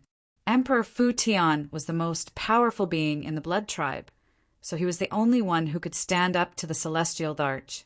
Then I'll go stop Emperor Ziwei. Empress Helen turned to Emperor Yi Deng. You stay at the Immortal Spirit Paradise and contact us if anything happens. Yi Deng smiled. Don't worry, the Immortal Spirit Paradise has a divine Tao silence formation left behind by the Blood Patriarch, which can seal the divine Tao of all living beings aside from the Blood Tribe. Even if a Celestial Darch were to come here, they wouldn't be able to unleash their power of the divine Tao. Do you think I'll be afraid of them? Emperor Yi Deng was extremely confident. He had never been afraid of anyone in the Immortal Spirit Paradise. Emperor Fu Tian and Empress Helen also thought the same, and they set off toward the battlefield. Emperor Fu Tian's body gradually became illusionary before disappearing between heaven and earth. All of you, Guard this place with Emperor Yi Deng, Helen instructed. A beautiful woman with short, golden hair and the two black-robed mighty figures behind her lowered their heads in unison. We will. The three holy golden guardians were all extremely powerful, so they would be very useful here. Helen nodded, and she used her sleeves to carve out a path that extended into the sky. She then stepped forward, covering a distance of over 100 kilometers with each step, and her body quickly disappeared into the distance. Emperor Yi Deng looked on at the departing figures of the two emperors before sitting back down on his throne with a cold harumph. So what if he's trying to lure us away? That holy leader probably doesn't know how terrifying the immortal spirit paradise is. That's the foundation upon which the blood tribe relies. If the holy leader dares to come here, I'll make sure he never returns. At this moment, there were already many blood tribe powerful beings and mighty figures gathered near the immortal spirit paradise. Some of them had been summoned. Some of them were here out of curiosity, and there were also some who had ulterior motives. The only thing they had in common was that they had all maintained a very large distance from the entrance to the blood tribe's holy land. Otherwise, just a single battle would be enough to kill them without even knowing how they died. The only ones who had decided to participate in this battle were Emperor Yi Deng and the three holy golden guardians. Oi, what's going on? I don't know. Apparently, the Divine Disc League was destroyed by Empress Helen, and now there are even emperors guarding this place. Could it be that someone is going to attack the immortal spirit paradise? All of the emperors have been mobilized at once. The world is about to change. The immortal spirit paradise is protected by a formation left behind by the blood patriarch. Which mighty figure would dare to charge in? Most of the blood tribe powerful beings were oblivious to the situation.